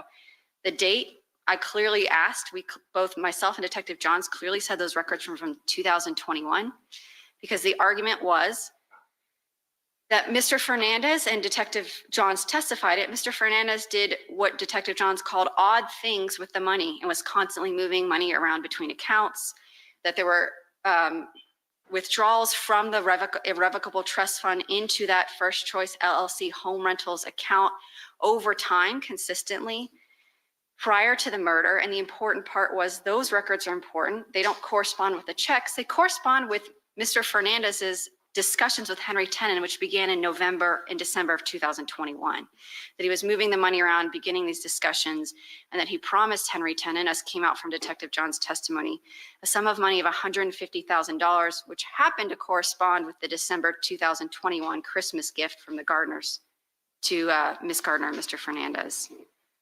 So I never made any attempt to mislead or state the evidence meant something that it did not mean. The records are what they are. And the state also put into evidence as further proof of her involvement, the filings for the LLC, the yearly filings for 2001 and 2022 from Ms. Gardner. So those records weren't mentioned. I didn't just put in a snippet of 2021 records, say they were from 2022, and try to mislead this court in any way. We put in a multitude of records. We talked about a multitude of financial gifts, transactions, promises, and filings from multiple years. And I have one moment, Your Honor. All of these records, all of these text messages, all of these transcripts, all of these interviews were provided to defense counsel in discovery ahead of this hearing. So in the Richardson aspect, Your Honor, I would ask that you deny the defense motion. There has been no discovery violation. Any information the defense says they are now aware of that they weren't previously aware of, they have had the ability to know about it. They have known about it. None of it is Brady. Ms. Jensen's self-serving, subjective opinions and beliefs are not Brady material. They don't exculpate Ms. Gardner. They're, frankly, half of them are not admissible in front of a jury. Her opinion as to the guilt or innocence of Ms. Gardner is not relevant or admissible to this court or to any finder of fact. And they're not material because the state acknowledged at the bond hearing, we made arguments on this being a joke versus not a joke and what the totality of the evidence suggested. The state said this is a circumstantial case and it is built on all of the evidence. Each individual piece of evidence can be explained away, but it's the totality of it when the court looks at with her motive, with her consciousness of guilt and her behavior after the homicide and after the arrest of Henry Tenen, that this court should look to in determining what weight to give defense arguments that she had no knowledge, that she was joking, that she wasn't serious, and that she wasn't involved. We went through this, we argued it, they had the opportunity to do it, Your Honor considered it, in your written order, you wrote about it, and you denied it. So I'm asking Your Honor to find that there has been no discovery violation, there's nothing material and or prejudicial about any of this, and to deny the defense motion. All right, thank you. Mr. Bias, Yeah, Judge, I'm shocked. Mr. Bias, how long? Huh? Because we've been going, No, really brief. I'll wrap it up quick. because I'm going to give I got you. everybody a break. Understood. I'll We're be going a long quick. time. I'm just shocked. Not only do they double down on false statements, they make it worse. And I'm gonna be really quick and brief with my bullet points. Number one, all you have to do is that's why I pointed out the timeline. First comes the grand jury, then they then she turns over the phone, and then they have the text messages.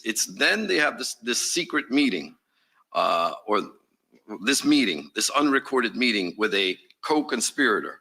So there's no way that the grand jury absolves them of their discovery violation for what occurs in the meeting after they have the text messages. It's absurd on its face. Then Mr. Mizrahi, the first thing he gets up here and says, well, this all could have been solved with an email or asking us for the bank records. If they don't have them, they could have emailed us. Well, we did. We sent them an email on May 24th of this year. It was actually October 9, 2023, and we sent the same email in May of 2024. So we're asking them for these bank records and they're still not providing them. And then he's getting up here and he says, well, why didn't you email us? Okay, maybe he just didn't know about that. But then you got the Susan Lee thing. They disclosed her. Yeah, they disclosed her at the 11th hour. The court heard arguments of that. And we were trying to exclude those text messages. And they were, they were coming at us, basically arguing to the contrary why they should be admitted. She laid out her reasons for why it should be admitted, and then we have this.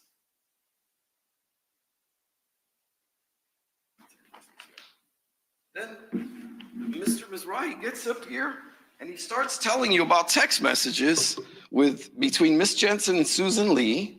And then the final thing is, and I have to admit this now, he starts reading, but he leaves out. He's basically trying to argue that it's not a joke. And he reads out loud right now before the court, I'm sure her ex knows a few, as a statement from Susan Lee, meaning in reference to finding a hitman. And I apologize, I jumped right to it, but Susan Lee, I'm thinking Thomas, LOL. That's from Kim. Then he isn't a magician, but I'll ask if he knows any. I'm sure he knows a few. This is her saying that her husband knows a few hitmen. Okay, that's absurd on his face. But then, while Mr. Mizrahi is telling you these, reading these text messages into the record, he leaves out the very next one after she says, I'm sure he knows a few. The next text message is LOL. It's a joke. It's absurd. And in their PowerPoint, Judge, during the hearing, they deleted the LOL. It's not there. I'm looking at the slide right now, and it goes straight to, I'm sure he knows a few, and the next text message is, are you home? If that's not misleading you, I don't know what is. On top of one thing after another. That's why I'm shocked. I can't believe they're doubling down and then making matters worse, reading text messages to you in the record and leaving out LOL to convince you of something completely different and say, no, this is, the court can make a decision based on these conversations. This is unbelievable. Then you've got the bank records. Ms. Stifler gets up here and tells you that she mentioned 2021. No, she did not. And I invite the court to read the transcripts of her questioning Detective Johns, because when this all came up, that's the first thing I did. And it's clear that's what the court believed, because it's in your order, follow the money. And the court was under that impression as well. And then when you review the transcripts, you're gonna notice, because I noticed this, that they give the dates, but they never give the year. And they're specific about the dates. March 26, I don't know the exact date, I don't have it in front of me, but March, and then he goes into the April thing, the April bank records, and it's clear that they are attempting to mislead you into thinking that this money from the Shanna Gardner Trust went into the bank account, and then it went to pay a check for tenant, when you know that's absolutely false. And then finally, to talk about the issue with Ordway and the truck, and that we could have used a recording to say what he actually said versus what's in a police report is. I think it's a very weak argument at best, because forgive me, I have this crazy thought that a detective is going to get on the stand and tell the truth, that I won't have to impeach him, that I won't have to call him out for being a liar.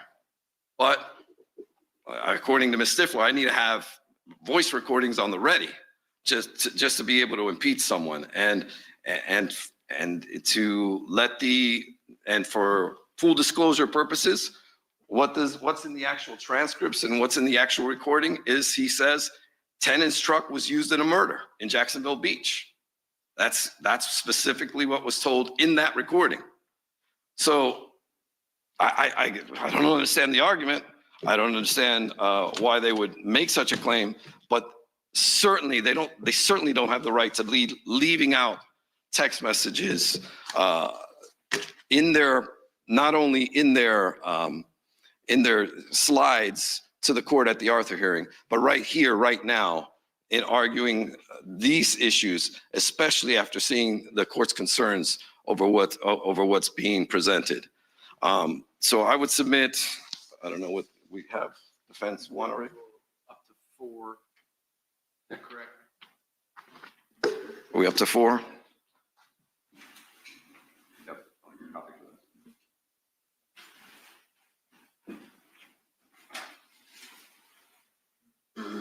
Any objection? We don't know. We're looking at it. Okay.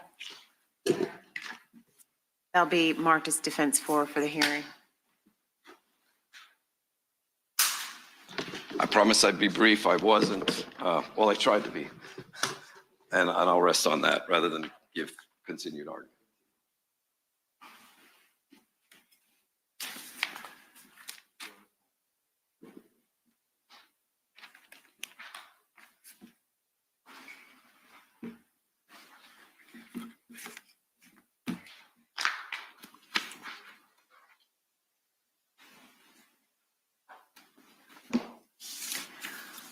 Let me see the lawyers at sidebar.